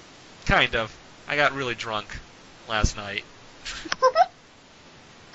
And I love King Arthur mythology, so So are we gonna have to fight the 7 kings or whatever in the keep next? maybe. Okay. Anyway, you got an appraisal on that sword there, Callum? Callum just gives you a dirty look, and he walks over to Silvanus, and he says, "If this change of heart is true," and then he kind of lays the sword down and hands it to you hilt first, "then you can be my champion." Wait, what change of heart? He just threatened to become a Death Knight. What? Didn't wait, you didn't- say? No, he said I'd be like my cousin if I kept going down this path. Yeah, I thought that meant you wanted to go down that path. No, it meant he doesn't want to go down that path and needs to change his life. Oh, well, why wouldn't he? Death Knights are badass. Oh You my didn't see God. that guy? He had a flying horse, man. Yeah, you can also get a flying horse. It's called a Pegasus. And they're pretty. Can my kitty ride on a Pegasus? Oh my god. So, do you accept this burden, Sir Knight? I say, if Tempus deem me worthy, and if BD too, and if lightning do not strike me now, then I do claim the sword in thy honor. Alright. So you grip the sword and he tells you the draconic word. And you sort of lift it above your head and the sword comes on fire. Does he scream, I have the power then? He Is does. this draconic word Brissinger, or is it I have the power? It is neither of those. It's especially not the first one. Oh god, I got in like a 5-hour conversation with him once. Since he said that thing about the thunder, can I do the thaumaturgy cantrip and create that sound of thunder rumbling in the distance? Sure. Just There for you go. dramatic effect at this point. Since lightning does not strike Silvanus, he deems it as Tempest's blessing upon him. Yep. Then the sword flames up, and you have a sword now that does 1d6 flame damage, Yay! in addition to being a long sword. What should I say for the draconic word though? I don't know. We'll make something up. Potatoes. You literally just say like Valar Morghulis. Thundercats! No. in Draconic you actually say loyalty first. Okay. That's what you say. But in Draconic it sounds more like rawr. I'm a dragon. Rawr. Roar is draconic for I love you. Obviously. Oh, So you guys have managed to get 3 allies in this little. You guys managed to get Sir Kay, Sir Parthnax, and Sir Fislin all on Talon's side. yay. Yeah, so you guys kind of go back to town. As a matter of fact, you go back to Gilbert's Keep. And sit in the rain, in the mud. I mean, it's not really muddy per se. Dirty. I mean, there's no roof, and presumably it rained a little bit over the past few days, so... Yes. And then Kay kind of pats you on the back and says, "Don't worry, it'll be a home soon enough." Did this guy just call me out for not being real nobility? Yeah, but now he's I guess all I'll let on it town. slide since I've had a change of heart and all. Yeah, now you have to change your heart because he saw the sword get pulled from the stone.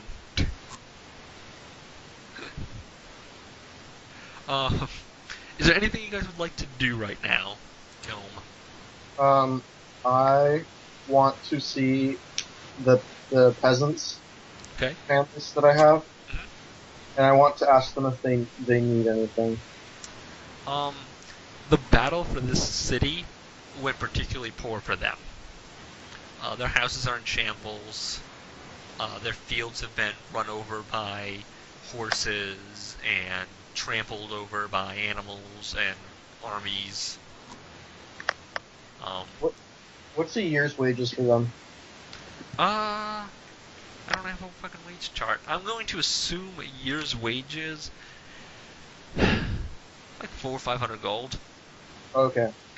if they have a really good harvest. So a couple silvers can buy them some chickens. Yeah. Alright, so there's 3 families. I'm gonna give them each 5 gold and tell them to buy some goats or something. Whatever the peasants do. Yeah.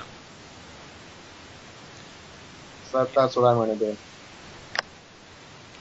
Can I go check? Can I go check on the fields and stuff? 'Cause Yeah, you can check and you notice that they're good. They're good fields. Actually, Gilbert, what do you want to grow here? What type of... That depends. What soil is it? What's the rainfall like? It's very good soil, pretty good rainfall. Regardless of rainfall, you're right next to a river. Okay. This is a great place to grow some shit.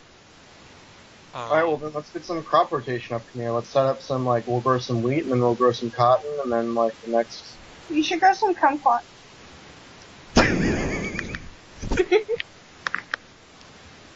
Well, This is obviously in addition to the little gardens of every kind of whatever that the farmers have.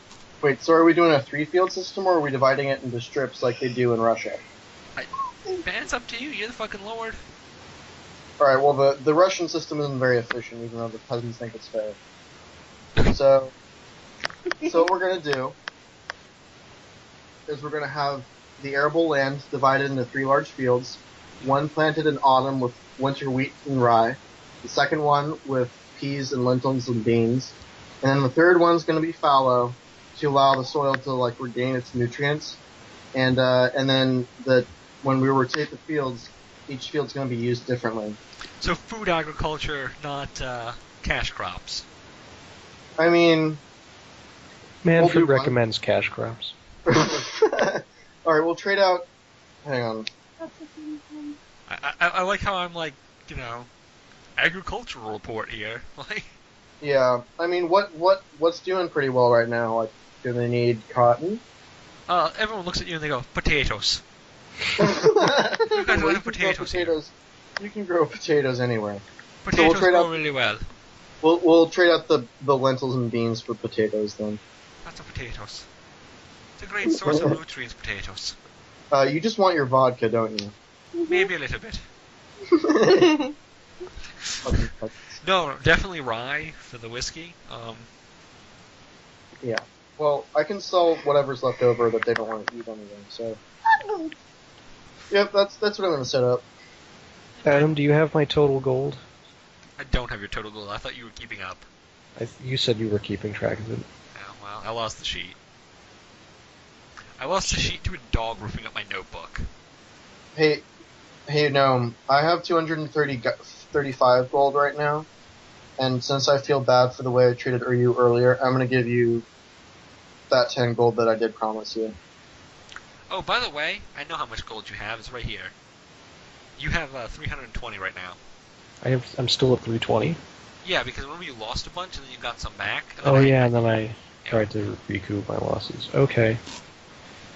Let's. Oh, I take that gold from Silvanus and I kind of. I'm letting you keep up with it now. Like. Okay, let me write that down. Yeah. Did also, are there any war horses that like? There was a big battle. Mm-hmm. Lots of people died. Did anybody lose a war horse? Like, I will let you have around? a war horse, you piece of shit. Can I have my kitty? Not yet. Can I have Gilbert's old horse? Oh my god. You can't ride a horse, you're a gnome. Oh really? Can I get Like like a a? I pony. can have the horse though. Can I'll I steal s- the horse. I'll steal Josh's horse. No, hold on. Can I sell Josh's horse and buy a donkey? I'll let you just have a donkey. I got a war horse. On Gnomeshire, the 4th. And ironically enough, Gilbert, when you're traveling, you don't actually ride the war horse. What do you mean? Okay, so here's how knights work. Knights have 2 horses. One, they ride. They actually have 3 horses for a proper knight. You ride one, you use one as a pack animal, and you have your war horse fresh for when you need to go to war. I didn't know that actually. Yeah, that's actually the thing with knights. Yeah. Like, to be a proper Chargers knight. are not, they're not made for the endurance, really. Yeah, Yep. that makes sense. That They're makes sense. big, giant fucking brutes. So I have the war horse and the riding horse. Mm-hmm. I can't steal Josh's horse. Not yet. You know what? You will get a horse when you need a horse. How about that? The other thing I wanted to do is appoint one of my retainers as the major domo to oversee everything, and I wanted him to check on any like incoming sea trade from like the river trade that goes on around here. There will be no sea trade from the river because the river ends at the cliffs where it becomes a waterfall into the ocean. Damn it!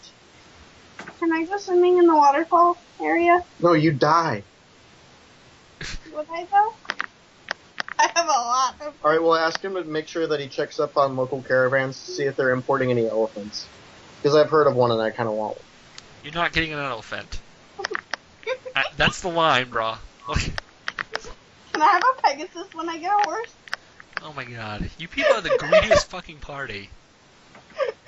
Hey, this is not true. This is not true. We balance each other out. Okay, so, Autumn, I had an adventure planned for you, but we kind of wasted all the time with Gilbert Adventure. I'm sorry. And it's 3 in the morning, so I don't really want to... So I have an autumn adventure for next week. Guys, And then I have the next adventure after that, which is Gilbert. You get a letter from the wizard asking if you can do him a favor. What kind of favor? I never even found out what my favor was supposed to be. I know what our favors are. But when you ask what the favor is, like Callum's the one who delivered the message, and when you ask, Callum says, the wizard said to ask the cleric. Cleric. The cleric knows. Cleric? Cleric, we have a question about Helm. Is it? Wait, I thought he said this was like our next adventure after this. Is this happening right now, or are you saying this is I'm going? just setting it up. Yeah, that's what I thought. I'm just Okay, setting it up. I got you. I'll explain later. Just faithful right now. Alright, well... This is the same favor you agreed to in order to take ownership of that house. I'm gonna send off a 35 gold child support payment. Oh, Gilbert. Also, if you want, you can join the great what did I call it? The Dragon Depository. Oh, the bank. Yeah. For a monthly price, you can have access to their lockbox. Their lockbox is also an interdimensional portal that connects to the same number lockbox in all of their branch locations. That has me slightly concerned, but yeah. What's the monthly fee? I actually don't remember. It was like 10 gold. Oh, that's And it was 100 gold for a yearly. Yeah, it was 100 gold for a year. But Callum will give you the same 25% off discount he gave Gnomeshire. 75 Actually, we gold. could just share an account. Since we are, like, brothers. I don't remember that happening. Wait, what do you mean we're like brothers? Well, you know, I was kind of annoyed with you, so when I got a good look at your degree of pedigree, and I said to myself, hey, why don't I have one of those? So I went down to the city council. I forged one, and you know, and I put your new house name down, like Von Karstein, whatever the hell, and then yeah, I had it filed with the city council.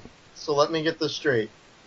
You forged a letter of pedigree in a human line that has a gnome as my brother.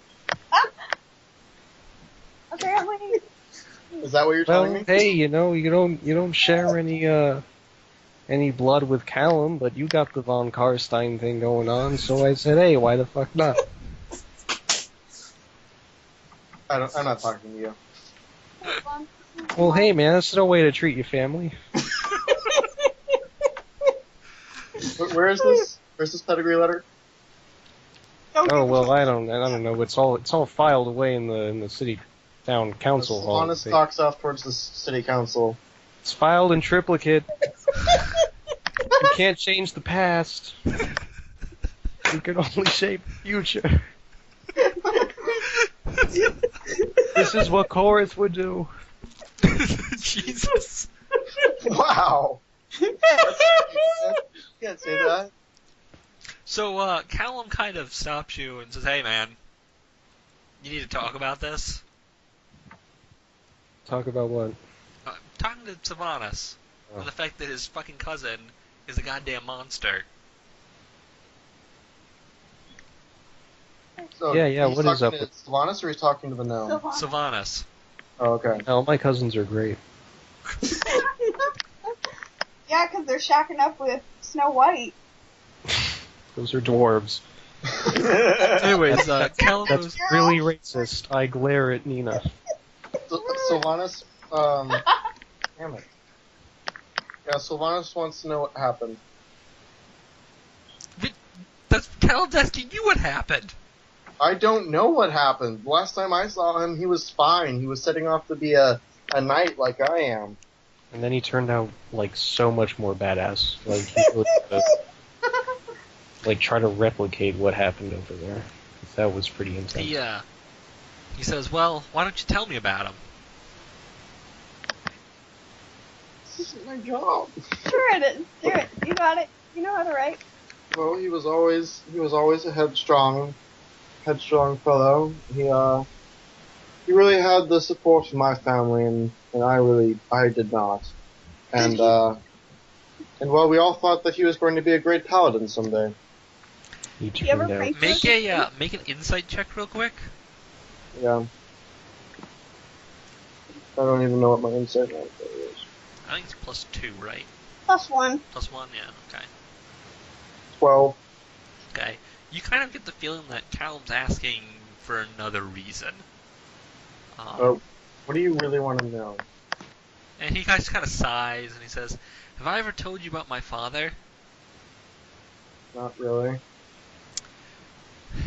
Supposedly, he's one of the few good people in the von Karstein family. Renowned for being a hunter.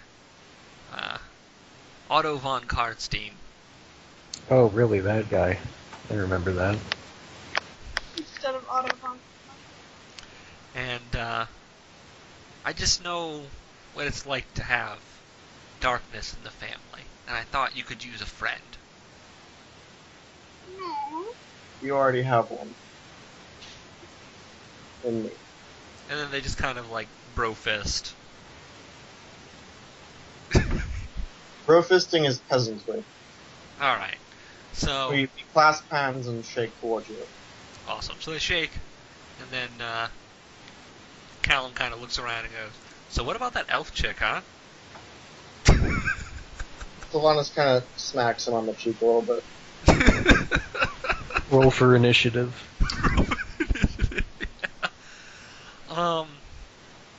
Alright, so the gnome turned Callum away when Callum was trying to buy some cloth. So he had to go and buy it at up cost from a tailor.